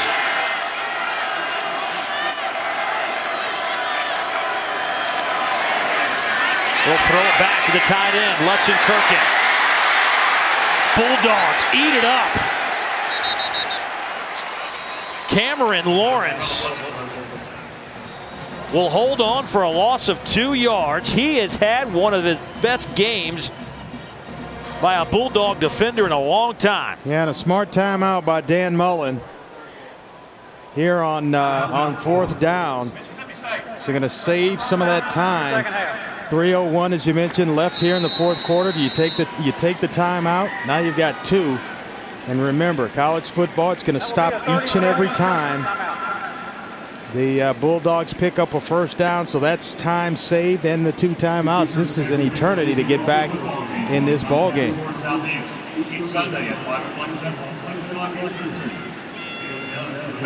Both coaches, Dave, buttoned up, good programs, have done a nice job of building both these programs. Weren't a whole lot of folks that were giving Auburn much of a chance in this one today. They have come to play, and they will have to take their game, win or lose here today, up to Clemson. Last year, Auburn struggled early on against Clemson, but found a way to win down the stretch against the Tigers. Kind of propelled them on their way, if you will. Look at that October schedule. Between October 1st and October 22nd. Buckle it up. Strap it up, put the chin strap in, put the mouthpiece in. Woo.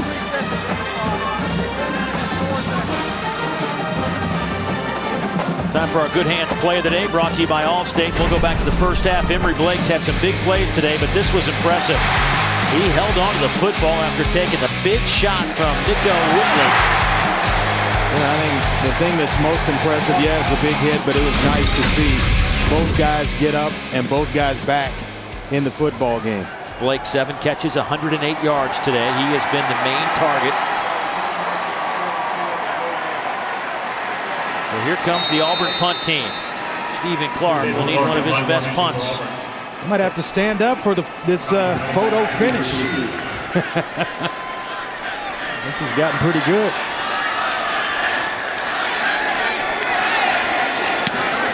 What a punt. Banks takes it at the 11. Banks to the 30 and met at the 31-yard line. A 51-yard punt and a 20-yard return. DeMar Travis with the special teams tackle. 2:52 to go. Do the Bulldogs have it in them? Today's SEC Network game is brought to you by Honda Generators, power for the ultimate tailgating experience. Haviland with Deposit Shield, protect what matters. Bud Light, it's the sure sign of a good time. Here we go. Vizio, delivering entertainment freedom for all. And by the Capital One Venture Card. What's in your wallet? Take a look at our Polaris hardest working player of the game, Vic Ballard. Last drive, he was a monster. 6 carries, 45 yards. And Andre, you summed it up. He put the team on his shoulders. He really did, and they may be looking for him to do the same here on this drive. They went 83 yards on the previous drive and about 12 plays, 333 on that last scoring drive. It's a shorter field now with 2:52 left. And look for Vic Ballard to get the football early, often on this drive.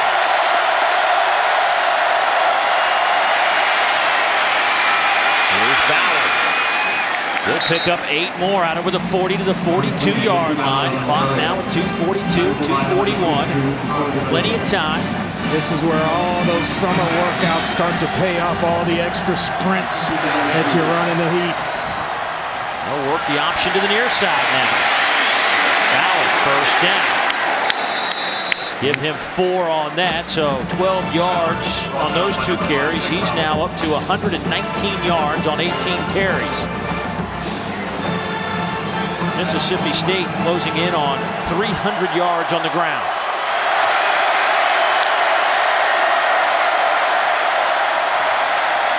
Big hole. Inside the 45 to the 44. Goes Vic Ballard. Chris Davis finally brings him down. And Ballard slow to get up. Close to another first down. And they're going to have to measure this, which will give Mississippi State a chance to really get a play call. And Vic Ballard's going out of the game right now. He looks gassed. I think that may be what it is. Just give me a blow right now. Maybe he might have enough time with this measurement to get the rest necessary to come right back in the ballgame. Auburn got a first down by fractions of an inch. Mississippi State won't be so fortunate. No, Chris Ralph right here.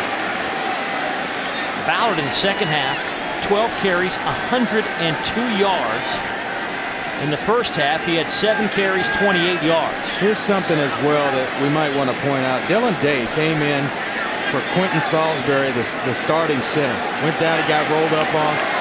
It would be easier if they were in a traditional set with quarterback under center and you're just snapping it to the quarterback's hands. But he is gun snapping each and every time. He came into this game at an important time, and he's really delivered for the Bulldogs in that capacity.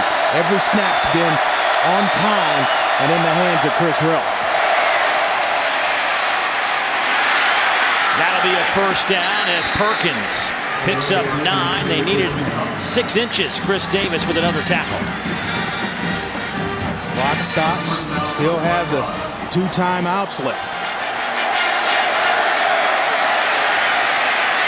Option game to Perkins. He's tripped up. Gain of 3. Stays in bounds. Demetrius McNeil. Demetrius McNeil, nice play because there is Perkins who's headed to the sideline and he was going to get out of bounds to stop the clock. That tackle keeps him in bounds and the clock still continues to run. 125, 124. Here's Perkins inside the 30 to the 29, but now do you use a timeout? I think you have to use a timeout right here. Clock is now under 110. Can't take him home. And there's no need to rush.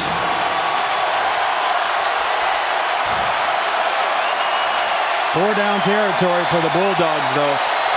So I guess that's how Dan Mullen's looking at it, but I would have taken the time out there.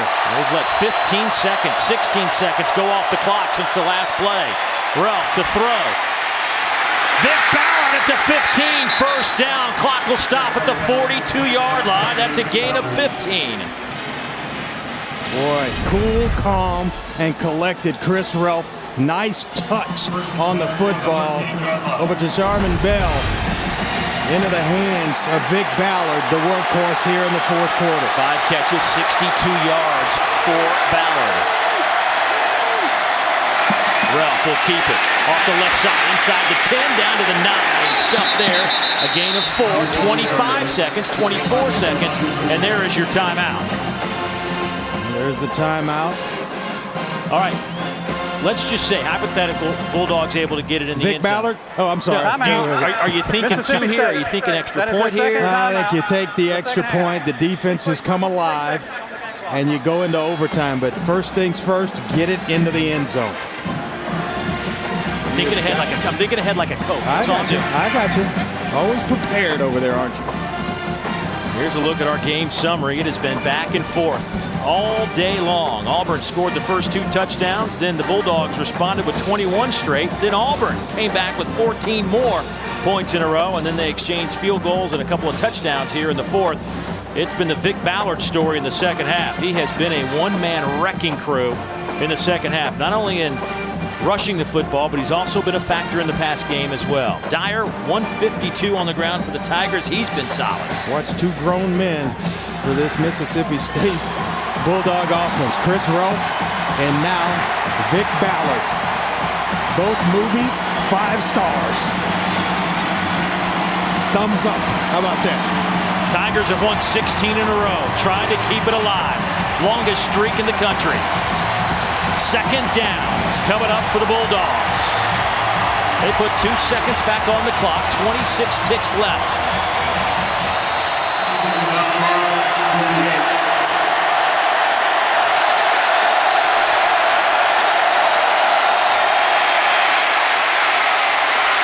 Ballard to the end zone. Did he get in? Out of bounds at the 1-yard line.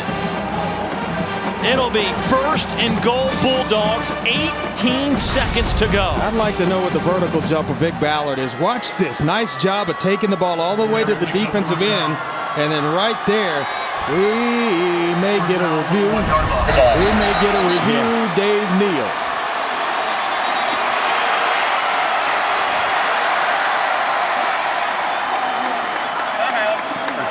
That is their last timeout, the second half. It'll be a 30 seconds. Oh, look at this. I mean, he takes off right inside of about the 4-yard line. I guess they're spotting it as if it were like a punt, where they're estimating where he would have gone out of bounds without touching. But he comes out. Remember, that goal line just keeps extending past wherever. You know, way out the stadium, down I-85. You know, I got to tell you something. I think that's close. That's close to being a touchdown. He takes off. At no point did his foot hit the out-of-bounds mark. And then he crosses past the end zone when he comes down, and the ball is... Now, they review everything else. Let's give us a review there.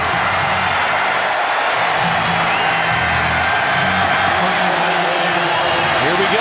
18 seconds left. First and goal, Bulldogs. They'll line up in the eye. Ballard. Stuffed. And the clock continues to tick. 10 seconds. Timeout. Dan Mullen is all the way down at the goal line, calling for a timeout. Dan Mullen is at the 1-yard line. Well, the official to that side basically turned his back on Dan Mullen and allowed the clock to go all the way down to 7 seconds. He had to go all the way out on the field, and at a critical time in the ball game, right there, you see the whistle's blown. You got to look, just turn and look at the head coach. You know a timeout's going to be called, and you see him right here racing to get the timeout. It's like the guy's ignoring it.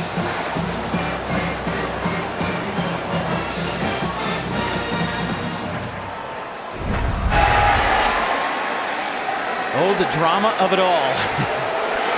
Now here's something to think about.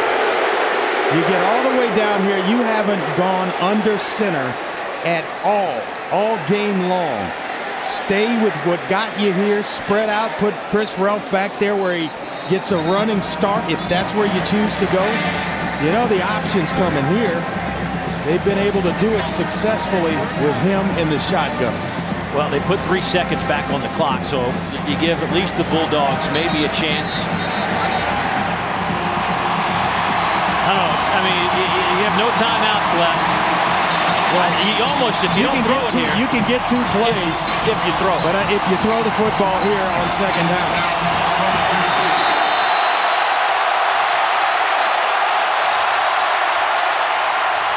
Ralph.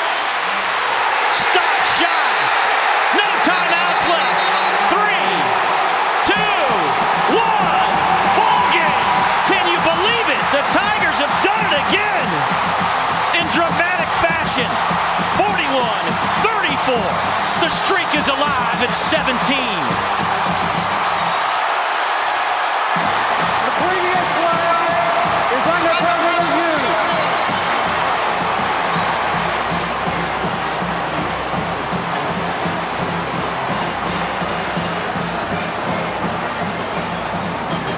There is no question that this play will be looked at over and over again by the folks in the replay booth. Does the ball cross the plane? A huge hit from Ryan Smith. The ball is down. Yeah, but does the tip of the football touch the goal line? Here's a different look. He's not down.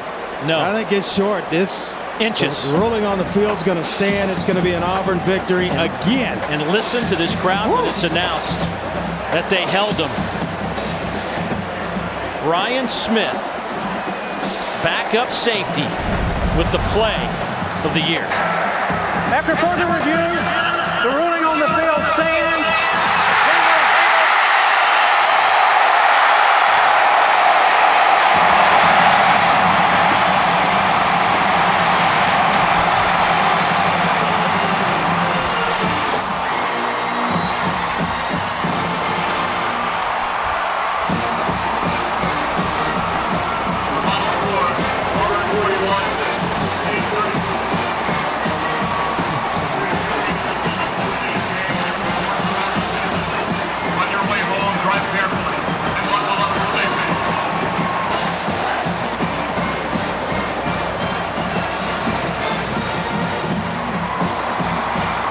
They do it again, Andre.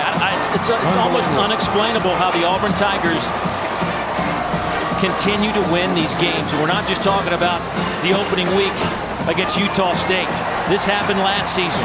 They found a way to win. You know, it's because they prepare so well for most situations that can occur during a football game that even as young kids, redshirt freshmen, sophomores, guys that haven't had a lot of playing time, they're not afraid of the situations and the game doesn't get too big for them. Let's go to Kara.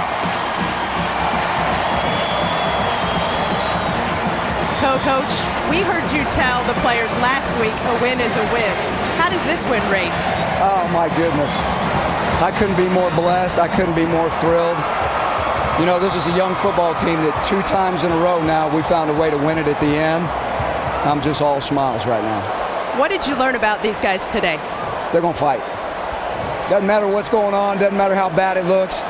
Our guys will fight down to the end, and that's all you can ask for right now. What do you want to see next week? I want to see much improvement next week, and I want to find us a way to win it sometime at the end or sometime before that. I'd like to see another win. Don't care how we do it. I just want the W. Great game, Coach. Congratulations. Thanks, Kara. A jubilant Gene Chizik, guys. They just find a way. Well, you're looking at Ryan Smith. Not a lot of tackles today, but the biggest one of his young career. The sophomore exhibited the right stuff today. He's our player of the game, brought to you by Academy Sports and Outdoors. Right stuff, low prices every day.